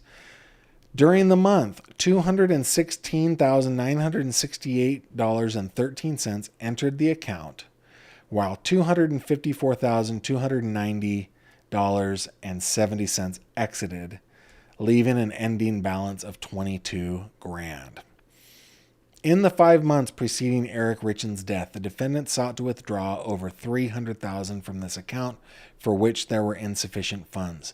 This resulted in 198 separate overdraft and returned transaction fees totaling almost $5,000. At the time of Eric Richins' death, KRR's account balance was negative $5,700. The defendant was a member of Navy Federal Credit Union with a checking account and a $15,000 line of credit. During the period from August 28th of 21 to December 28th of 21, the NFCU checking account balance ranged from $0 and negative $51. The amount owed on the line of credit ranged from $13,714 to $14,814.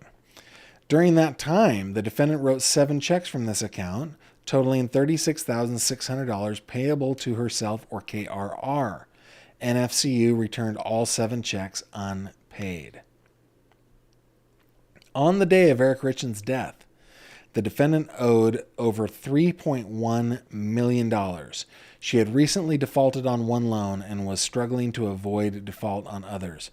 Her bank accounts were exhausted and she was spiraling toward total financial collapse. Regardless, she was 2 or 3 days away from closing on an additional $3.2 million in debt to purchase a partially completed property in Midway that would require millions of dollars to complete. That is the one that I was thinking of. This is like a 20,000 square foot sprawling mansion on a big piece of property. I heard somewhere between 8 and 20 acres. I don't know what is accurate.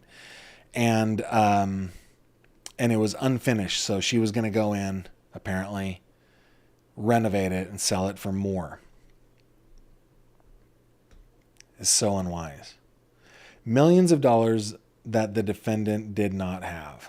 Okay. In stark contrast, on the day of Eric Richins' death, his estate was worth an estimated $5 million. His life was insured for over $2 million, and his interest in C&E was covered by a $2 million buy-sell agreement. The court may reasonably infer that defendant believed she could gain, at minimum, $5 million from Eric Richins' death. However, the defendant did not know that Eric Richins had placed his estate in trust with only the minimum elective share passing to the defendant. Okay, part 2. The defendant planned a future with her paramour. Alongside such financial chaos and misunderstanding, the defendant was having an extramarital affair, which she conducted before, during, and after Eric Richins' death. The defendant wished to leave Eric Richins for her paramour, but believed that divorce would be financially difficult and could result in losing custody of her children, which I think we read above. On December 7th, 2021, 2 days before her paramour's birthday, and while Eric Richins was still alive, the defendant booked a 5-night, all-inclusive romantic accommodation at the secret St. Martin Resort and Spa for herself and her paramour. The defendant provided her paramour's initials and date of birth for the reservation. The trip was scheduled for April 2022, the month after Eric Richins' death. The defendant booked the $4,211 trip when she was in extreme financial distress. On December 17th, 2021, Witness 8 was at Eric Richins' home wrapping Christmas gifts. Witness 8 and the defendant were catching up on their lives and talking about Witness 8's divorce and the defendant's marriage. The defendant told Witness 8 that she was frustrated because she didn't feel that she had an easy path forward in divorcing Eric Richins. The defendant said she was concerned that Eric Richins would turn her children against her and that his family would use their finances to take the children from her. The defendant said she felt trapped and stuck in the marriage and didn't see a way out. The defendant said it in many ways. It would be better if Eric Richins was dead. The following day, the defendant texted her paramour, quote, "I'm in love with a man that's not my husband," end quote, and quote, I want to, but I can't break up my family. It's having your cake and eating it too. I do just want to love you. I do love you. Close quote. Paramour replied, quote, "I thought you were getting a divorce." The defendant then said, "That's what I'm saying. What if that's in a year? You're just supposed to sit around and wait for me? No, and I would never ask you, lol." Weird. Okay, point 3. The defendant premeditated causing Eric Richins' death. On New Year's Day 2022, someone logged into Eric Richins' online New York Life Insurance Company account without his authorization and accessed a $2 million life insurance policy owned by Eric Richins on the life of his business partner. That person changed the beneficiary of the policy from Eric Richins to the defendant and back to Eric Richins twice within a few minutes, ultimately leaving Eric Richins as the beneficiary. Neither Eric Richins nor his business partner knew anything about the attempted change. The court may reasonably infer that the defendant was the person who made the changes and that she did not initially understand that the policy was on Eric Richins' business partner's life and not Eric Richins' life. Or Gavin jumping in here, or perhaps the first target was the business partner. No, that doesn't make sense. That doesn't make sense because if she killed the business partner and then the money came to her, that'd be too obvious. Okay, I am with the court here. I'm with the court. Okay. In early January just spitballing here, everyone. In January 2022, the defendant went in for a consultation with a local divorce attorney. In the defendant's words, she wanted to see about what the F and just wanted to be done. The attorney confirmed the fact of this consultation when she decided to litigate in this. The attorney confirmed the fact of this consultation when she decided to litigate in this record the state subpoena duces tecum. Oh my goodness, I can't remember. To Gordon Law Group seeking records related to the defendant's consultation about a possible divorce from Eric Richins. Corroborating this is the fact that on January 12th, 2022, the defendant deposited a $4,750 check into her bank account from the Gordon Law Group. The check bears the date January 12th, 2022, and notes it was a retainer refund. That, by the way, guys, can be found on the website. Let me see. I think it's here. I haven't read it yet, but But yeah, the subpoenas. Let me just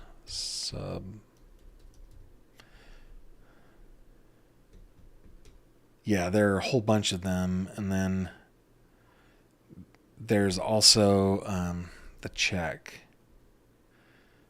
This one right here. There we go. So it's on the website, so you guys can check it out if you want to. Okay. Close that. Go back over here. All right.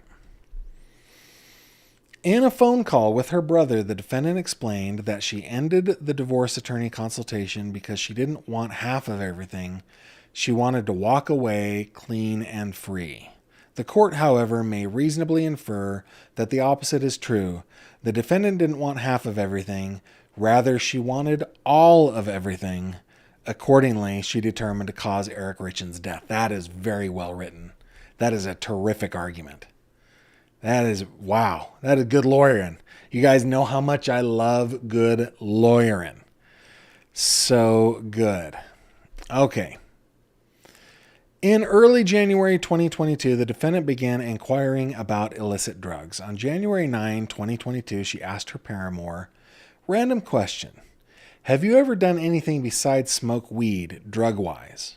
Her paramour responded, yeah, pretty random. We've already had this talk. The defendant went on to tell her paramour, I'm starting the new series Dopesick tonight that just came out a few months ago. Dopesick is a miniseries that focuses on America's struggle with opioid overdoses, and opioid deaths. You know what? Didn't I bring up Dopesick a little bit earlier? It changed my life in a radically different way than it changed Corey Richins' life. Okay. Oh my goodness. Okay. Witness 3 helped the defendant renovate. Okay. We're moving on. Witness 3 helped the defendant renovate houses, and the defendant knew that he participated in drug court. On January 20th, 2022, the defendant text messaged Witness 3, I did want to chat with you about something super random, not now, at kid stuff. I'll call you tomorrow if that works. The next day at 7:24 p.m., the defendant text messaged Witness 3, hey, today snuck away from me. Can I give you a call in the morning around 11:30? On January 22 at 11:06 a.m., the defendant text messaged Witness 3. Got a sec? Witness 3 told law enforcement that in response to those text messages, he spoke with the defendant on January 22nd and that the defendant asked him for fentanyl. The defendant told Witness 3 she had wanted the fentanyl for a client who had back pain. Witness 3 told the defendant that he would not get her fentanyl, and the defendant then hung up. On same day, 5:35 p.m., after a phone call in which Witness 3 declined to get fentanyl for the defendant text messaged Witness 3, have another one for you. Call me when you get a sec. Witness 3 told law enforcement that during a second phone call with the defendant asked for propofol. Witness 3 told the defendant that he could not get her propofol. Good on you. Maybe drug court's working for this guy. These text messages exchanged between the defendant and Witness 3 were manually deleted from the defendant's phone. Mr. Kotrodimos will testify that the defendant and Witness 3 only communicated once after January 22nd, and that defendant and Witness 3 had communicated regularly throughout the prior year. So she was embarrassed maybe, or angry that he didn't help her out. Okay, on May 31, 23, approximately 3 weeks after the defendant's arrest for Eric Richins' murder, the defendant's mother text messaged the defendant, Witness 3, running his mouth. Ooh, I'm telling you. I think Lisa's in on it, man. Look, this is one of the things that I don't understand, okay? If one of our children, I mean, I hate to even think about this kind of stuff, but if one of our children were involved in something where they obviously did a horrible, horrible crime, such as murder, where there is no opportunity for restitution, I am sorry, but I am not defending my child. For my child's sake, I'm not automatically on my child's side just because they are my child. I love all of my children, but dude, if you commit murder, I no, no, I'm not helping you. I will like send you ramen in the commissary, or I will make sure that your life behind bars for the rest of your life is reasonably and adequately comfortable, but I will not be doing the things that Lisa's doing. This is not right, man. It's not right. Okay, man. So the mother texts Corey and says, so-and-so running his mouth. Okay, on January 29th, 2022, the defendant fraudulently applied for a $100,000 life insurance policy on Eric Richins. The policy became effective February 4, 10 days before the defendant attempted to cause Eric Richins' death and 30 days before she ultimately caused his death. It didn't occur to me that they were so close together. Wow. Yeah, they were very close together. Okay, item number 4, the defendant purchased fentanyl shortly before Valentine's Day 2022. This we've gone over before because we did the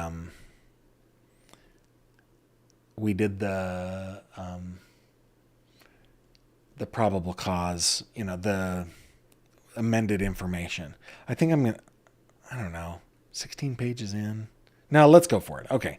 The defendant occasionally employed Witness 4, which I believe is CL, to clean houses.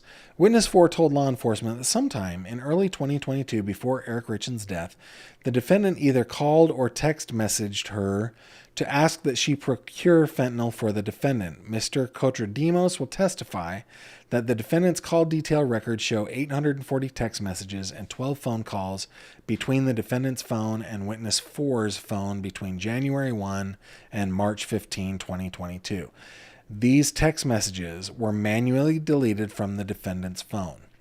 Witness 4 told law enforcement, so she must really be cooperating here. She's got that conspiracy charge against her probably. Pursuant to the defendant's request for fentanyl, she contacted Witness 5 for an introduction to someone who would sell her fentanyl. Witness 5 confirmed that Witness 4 asked her for an introduction to someone who would sell Witness 4 fentanyl. Witness 5 elaborated that Witness 4 messaged her through Facebook asking to speak with her, and that she texted or called Witness 4 shortly thereafter. A Facebook message from Witness 4 to 5 on February 6th at 1:37 p.m. asked, "Text me, I've got a question and won't do it on this." People think that they're being such spy versus spy on this, right? As if the police can't follow the trail. Ooh, let's not talk about it on this. Let's do it over the phone. Well, maybe a phone call is the first thing that you should do. Don't thinking they're MI6 here. It cracks me up. Okay, in response to Witness 4's inquiry, Witness 5 provided Witness 4 with the phone number for Witness 6, a fentanyl dealer. Witness 4's phone contains a contact for Witness 6 that is labeled in a fashion that connects Witness 5 with 6. 4 told law enforcement that she contacted 6 shortly after receiving his contact information from 5 and asked to purchase fentanyl. 4's phone records established that she text messaged 6 on February 10th, 2022 at 8:52 p.m.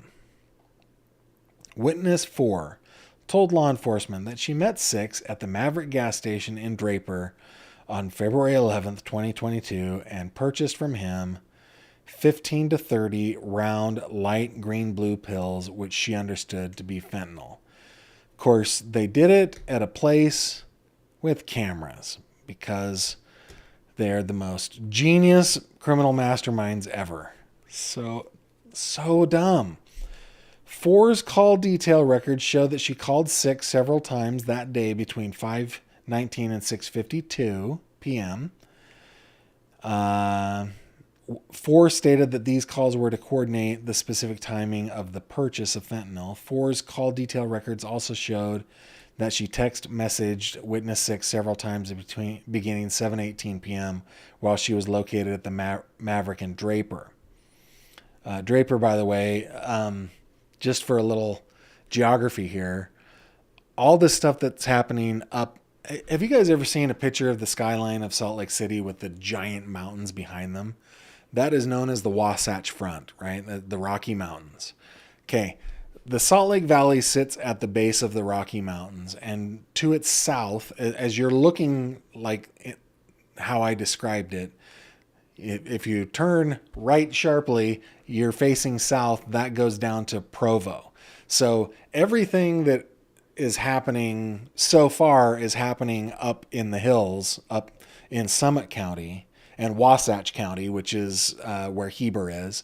And then Draper is located kind of right in between Salt Lake City and Provo. So they've come all the way down into the city in order to get the drugs. Of course, they chose a place where it's all on camera. I mean, there are like a million places in between there that they could go that would not have a record of that. Okay. Four's call detail records show 36 text messages between the defendant and witness 4 on February 11. The messages began at 3:42 p.m. while 4 was at her home in Heber and continued at 6:23 p.m. as she passed through Linden on her way to the Maverick in Draper. The defendant and 4 text messaged at 7:18 p.m. while 4 was located at the Maverick and text messaging with witness 6.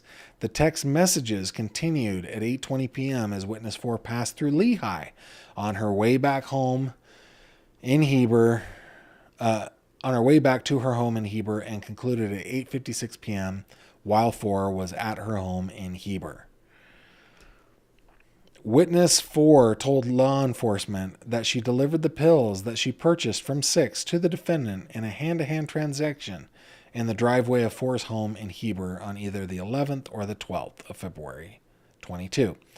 4's call detail record shows that in addition to the text messages the defendant and 4 exchanged on the 11th of February, the defendant and witness 4 exchanged messages on the 12th at 9:58 a.m. and 2:39 p.m.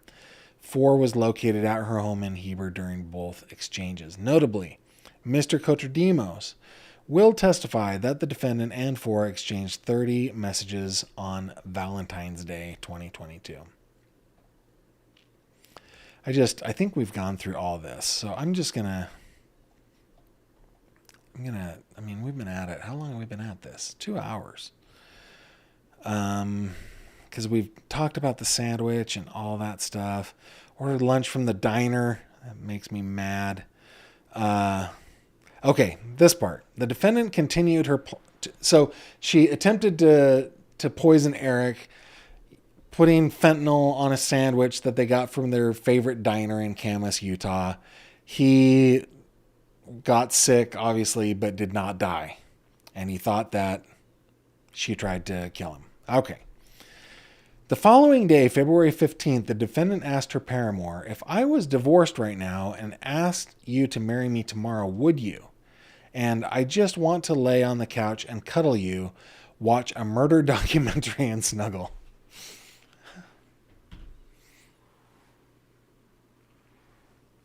Oh my goodness. Oh. This is not funny. This is not funny. Oh. She wanted,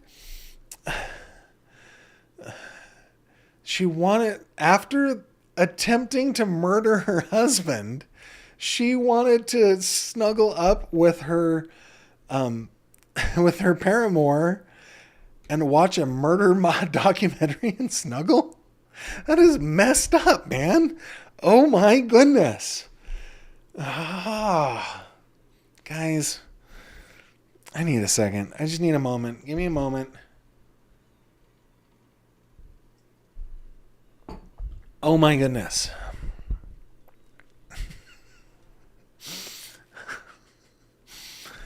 Okay.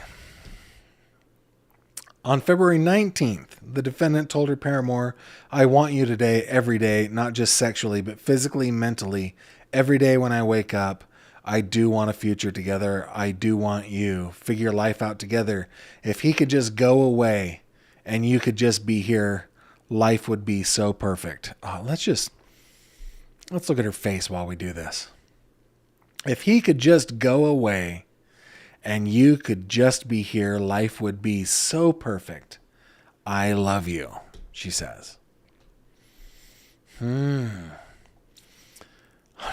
February 23rd, the defendant told her paramour, I have a crazy dream. You quit your job. I divorce and come up with millions and millions. We buy Midway and live in the guest house and rent out the huge house as a big event center. Yeah, the guest house was like 6,000 square feet. $15,000 a day, like they charge down the road. Maybe $12,000 to stay competitive, and we'll just run the event center as our daily job and hang out every day, raise some kids, have a little farm. Deal? I divorce and come up with millions and millions. That doesn't sound like a crazy dream. That sounds like a plan, Mrs. Richens. Sounds like you got a plan. All right. March 2nd. Oh, we're coming up to the day. The defendant told her paramour, to me, you're worth millions a year. I'm honored to be your friend, best friend actually, lover, go-to. Life is going to be different, I promise. You're one hell of a patient person. I hate your hard days. I wish I could be there to turn them around for you. Can I try Friday? Give me a few days. Hang in there until then, okay? Oh, she may as well have just said, hey, I'm going to get rid of Eric in the next few days. Just give me till Friday. Then we'll be together. Oh my goodness. Okay, we know the whole story about buying more fentanyl from the world's dumbest criminals. Let's read this one. Okay. According to the defendant, Friday, March 5th, 2022, was a closing on this property in Midway. And we had been working on this for like 7 months, like a long time. On March 2nd at 9:12 a.m., the defendant text messaged her paramour, I just can't even believe this. I want to celebrate with you. Well, Friday, when it's officially closed, recorded, and we're done. Love you, love you, love you. Thank you for always being my support, shoulder, and rock. I need you all the time. Some things I just could never do without your encouragement. You have no idea how much I appreciate you. 2 minutes later, Eric Richens asked the defendant, you want to grab lunch today with a celebratory shot? The defendant replied, I can't celebratory shot tonight. I got to do all this final paperwork this morning because everyone is funding tomorrow. Well, what an odd relationship, right? Just odd. Like, they're both consulting divorce attorneys. One is conspiring to kill the other. The one who is conspired against believes that that person is trying to kill them, and they're still talking like, hey, let's grab a drink. That is the weirdest to me. I don't know. Maybe I'm a sheltered little boy but it's just so outside of my ability to even comprehend. Just so strange. Okay, on March 3rd, 2022, the last day Eric Richens was alive, the defendant said that both she and Eric Richens were home by 6 o'clock or 6:30 p.m. The defendant said that her mother came over to Richens' home at about 7:15 p.m. The defendant's paramour text messaged the defendant a photograph of two people kissing that was captioned, I love you. The defendant said that her mother left Eric Richens' home by 8:30 p.m. at the latest. Okay. I don't buy it, but okay. The defendant responded to her paramour's earlier text message by saying, I love you. The defendant said that at probably 9, Eric Richins was like, let's just finally have like a drink for tomorrow. So we did. The defendant said, I made drinks in the kitchen. And Eric Richins consumed that drink while sitting on the bed. The defendant said that she found Eric Richins dead with no pulse on that same bed several hours later. You know what just occurred to me? The way that she described Eric Richins laying on the bed was like he was laying on his back, but it sounded like he was laying down like he was sleeping. She described it as she threw a blanket over him to warm him up because he felt cold, right? But if he was just sitting on the bed and he takes the drink, my guess is that he was done right then. He was done. I bet he was unconscious, fell back, and was on the bed unconscious like that. And I bet that Corey then cleaned up the glass, if spilled anything, made sure that was cleaned up, put him into bed maybe. And then she says she went and slept with one of their sons.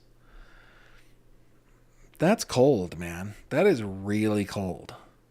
And I would expect it to be cold. All the, conspiracy and conniving to do this. But man, that is really, really cold. Okay, the defendant said she did not sleep in bed with Eric Richins after giving him the drink. Instead, she said that approximately 9:30 to 9:45, she went to one of their children's bedrooms to sleep with the child because the child was having nightmares. The defendant said that she awoke in the child's bedroom at approximately 3 a.m. On March 4th, returned directly to her bedroom. The defendant said that she was asleep in the child's bedroom the whole time between 9:45 and when she called 911. The defendant told law enforcement that she went to the child's bedroom. That when she went to the child's bedroom, she left her cell phone plugged in next to her own bed and did not take it into the child's bedroom. The defendant was clear that she didn't get up any time before calling 911 or before going back into her own room and eventually calling 911. I got up around about 3. I got back in bed. I looked to see what time it was, and I know it was like around 3, and I just crawled in bed like normal, and then I turned over, like put my arm around Eric, and he was just cold. What are the chances if you are having... Guys, this is stupid. This is a stupid criminal. Did she think that nobody was going to look into whether or not she was having an affair? And then look at this story and go, right? Did she not think that?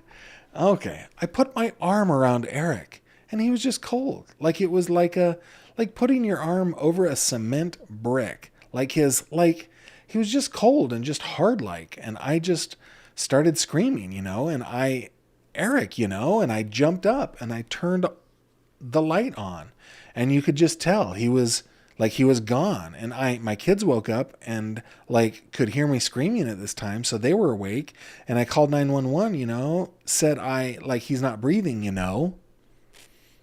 Okay. Contrary to the defense's narrative, forensic analysis of the defendant's cell phone shows that it was unlocked 6 times between 3:06 a.m. on March 4th and 15 minutes later, 3:21 a.m., when the defendant called 911. This analysis also shows that in the 13 minutes between 3:08 and 3:21, the defendant's phone or an associated device traveled approximately 370 feet.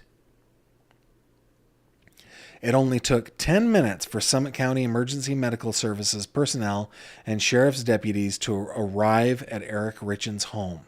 They performed life-saving measures but ultimately declared Eric Richins deceased at 3:58 a.m. EMS personnel thought that, quote, he'd been dead a while and noted he was asystole the whole time. No cardiac rhythm. The pathologist at the office of the medical examiner performed an autopsy on Eric Richards and concluded that his immediate cause of death was drug intoxication, fentanyl. The OME determined that the level of fentanyl in Eric Richards' blood was 15 nanograms per milliliter, which is approximately 5 times the lethal dose, and that his gastric fluid contained an additional 20,000 nanograms per milliliter. The OME also found 16,000 nanograms of quetiapine in Eric Richards' gastric fluid. Quetiapine is an atypical antipsychotic medication used for the treatment of schizophrenia, bipolar disorder, and major depressive disorder. It is widely used as a sleep aid due to its sedating effect. The defendant told law enforcement that at the time of Eric Richards' death, she had a prescription for quetiapine. I imagine she was depressed. All that stuff happening in her life. I imagine that she was feeling it. So 16,000 nanograms per milliliter. Holy cow. So I'm not a person who drinks. Somebody help me out in the comments here. I'm not a person who drinks. But if you're crushing in all those fentanyl pills and all the quetiapine pills into a Moscow Mule, do you not taste it? I mean, it seems like he took the whole drink, because that is a butt ton of drugs, right? That is a lot. Somebody help me out on that one, and remember to use GF so that I can see it. Okay. While speaking with law enforcement at the crime scene, the defendant said, "We eat THC gummies. Sometimes Eric will take a gummy before he goes to bed." Like it didn't seem like he did, though. After the defendant's arrest for Eric Richards' murder, the defendant's mother asked the defendant if she was sure the fentanyl came from a THC gummy. Oh my goodness, that gummy would have to be the size of my fist to get that much in it. The defendant replied, "That is what I'm banking on. Yes, the OME did not find any THC in Eric Richards' blood or gastric fluid." The defendant told law enforcement that she performed CPR. We've talked about this already before. It's unlikely. On Eric Richards, pursuant to the 911 dispatcher's instructions. The 911 recorder captured defendant counting as if she was performing chest compressions. The defendant told her best friend, "I pumped so damn hard, so hard, screaming at him to come back to life." The defendant wrote in a journal that she began CPR compressions until the EMT arrived. They immediately took over. Contrary to the defendant's narrative, the first on-scene fire guy said she wasn't performing CPR. The 911 recording does not capture the defendant talking to Eric or urging him back to life. Instead, the 911 recording captured the defendant referring to Eric Richards' body as it. Wow. Plus, because we've got some really good detectives in the comments here, there was no blood. That blood only started after the Lucas device started. Jamie, what are you saying here, Jamie? Pills usually, let me get rid of this, sorry. Pills usually taste bitter. I don't know how she pulled it off. It would have been visible, I would think. Yeah, you know what? I've got Google right here. What is a Moscow Mule?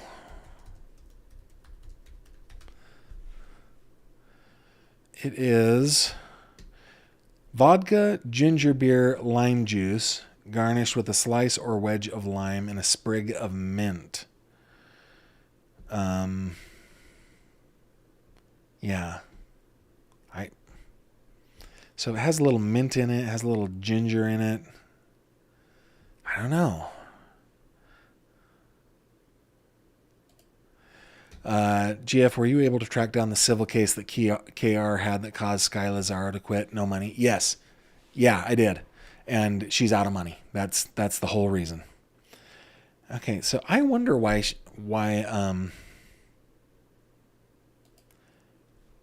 GF, not in a copper glass. Oh, yeah, it does say the Moscow Mule is popularly served in a copper mug. So if it were in that, I'm not sure what you're saying, Jamie. If it were in that, he wouldn't have been able to see anything in the drink. It's in a copper mug, right? Okay. In my mind, the last time I looked up a Moscow Mule, it was vodka, and so I was thinking a martini or something. But okay, this shows what I know about adult beverages, right? Which is basically nothing. Thanks for your help there, guys. Okay. Okay. The defendant continued to plan a future with her paramour after Eric Richins' death. On March 5th, despite the death of her husband of nearly 9 years and her financial distress, the defendant closed on the $3.2 million Midway property. Ms. Carrington will testify that this property was unfinished and would require millions of dollars to complete. The court may reasonably infer that the timing of Eric Richins' death correlates to the millions and millions of dollars the defendant required to realize her dream involving the Midway property and her paramour. Between March 6th and Eric Richins' funeral on March 11th, the defendant text messaged her paramour, "I love you," 5 separate times. In mid-March 22, the defendant and her paramour drove into the Uinta Mountains, parked, and sat in the defendant's vehicle. The Uintas are just kind of in that general Summit County area. It's just the area. Yeah, the Uintas are up in that area. Okay. The two spoke for the first time about Eric Richins' death. Toward the end of the discussion, the defendant asked her paramour whether he had killed anyone while serving in Iraq.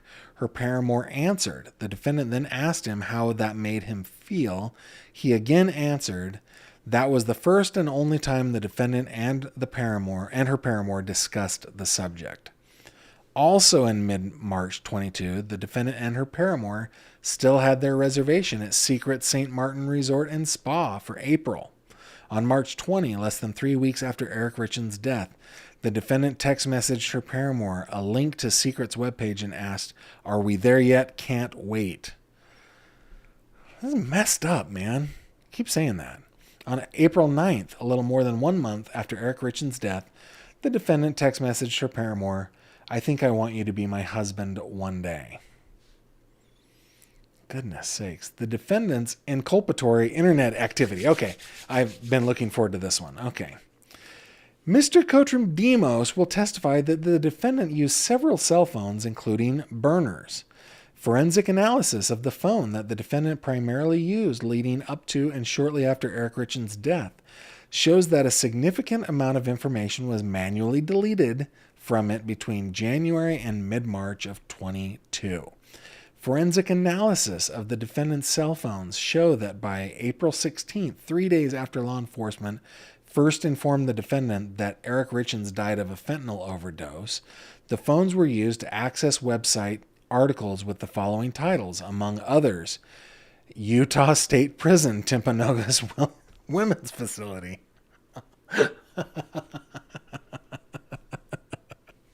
Oh, no. Oh. Oh, okay. She's caught. Okay. What happens to deleted messages?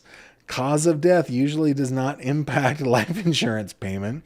How do police and forensic analysts recover deleted data from phones? And signs of being under federal investigation. Oh my goodness.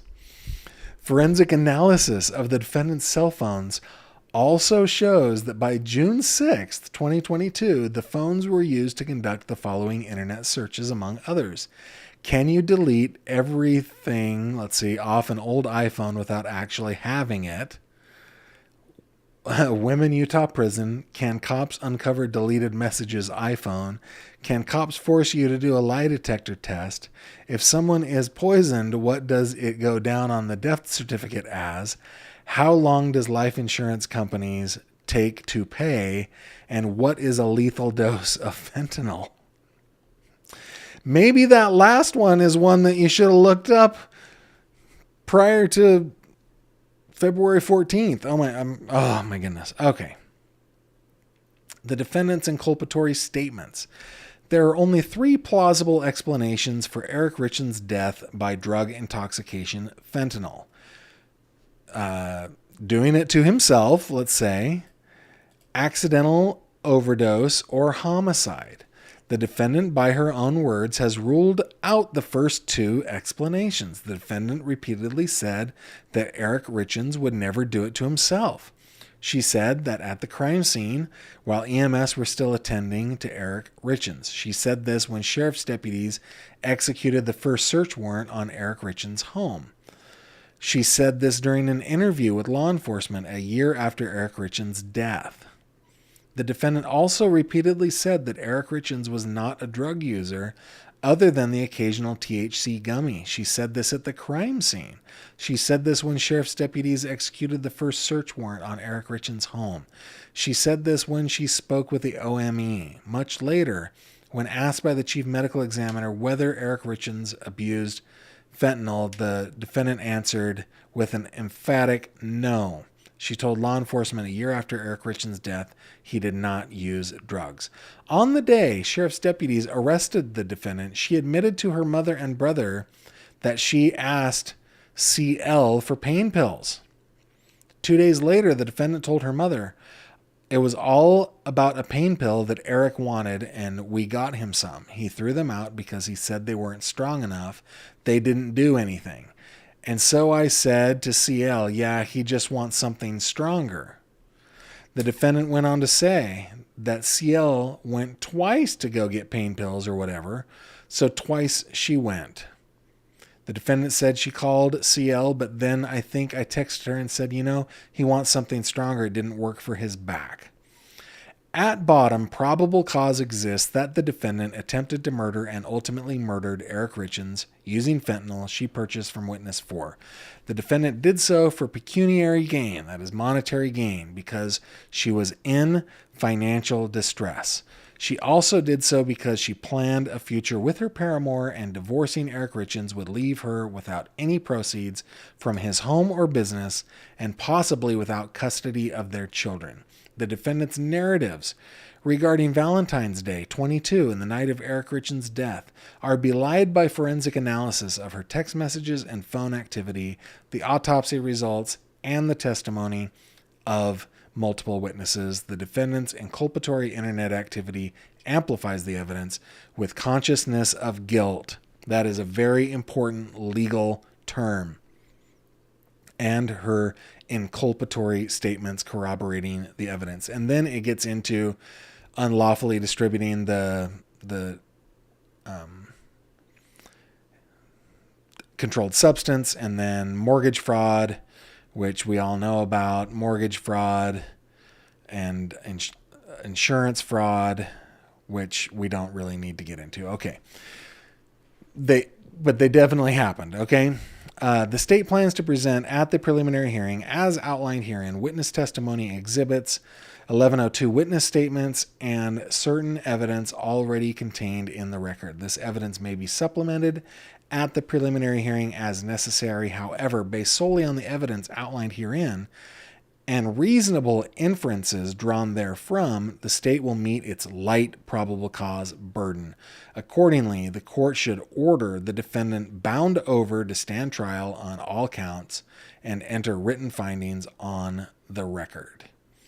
That is the doc. Guys, let's see. Jamie responds yes about the copper glass. Yeah, I think that's a very good observation, Jamie. That he wouldn't have seen it, but would he have tasted it?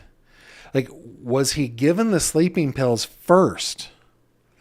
Did she put the sleeping pills in his cocktail, give it to him, make him drowsy, and then give him the fentanyl? Because putting that much fentanyl and that much of the sleeping pills in a drink, I think he would have tasted it. That's just me. That's just me. See if there are anything. Let's see. A couple things you guys are saying. I love it. Harley62 says her lover could have been next. Yeah. Who says she wasn't using him? Yep. Yeah. Yes, Future. What a dummy. Let's see. Right, Harley. He wasn't into her enough to go down as an accessory to murder one. Yeah. Let's see. I mean, Dominique says, she was getting rid of her husband for the handyman. It's a bit of a downgrade. It was never going to last. Cyber Sleuth Steph says, luxury prison. She is delusional on every level. That is funny. All right, guys. Thank you so much for joining me today. Happy Memorial Day to all of you here in the States celebrating Memorial Day, especially those of you who have family members or loved ones who have paid that ultimate price. I am deeply appreciative of them. I hope to see you on my next live stream sometime this week. There's so many cases that we're following and so many different things happening.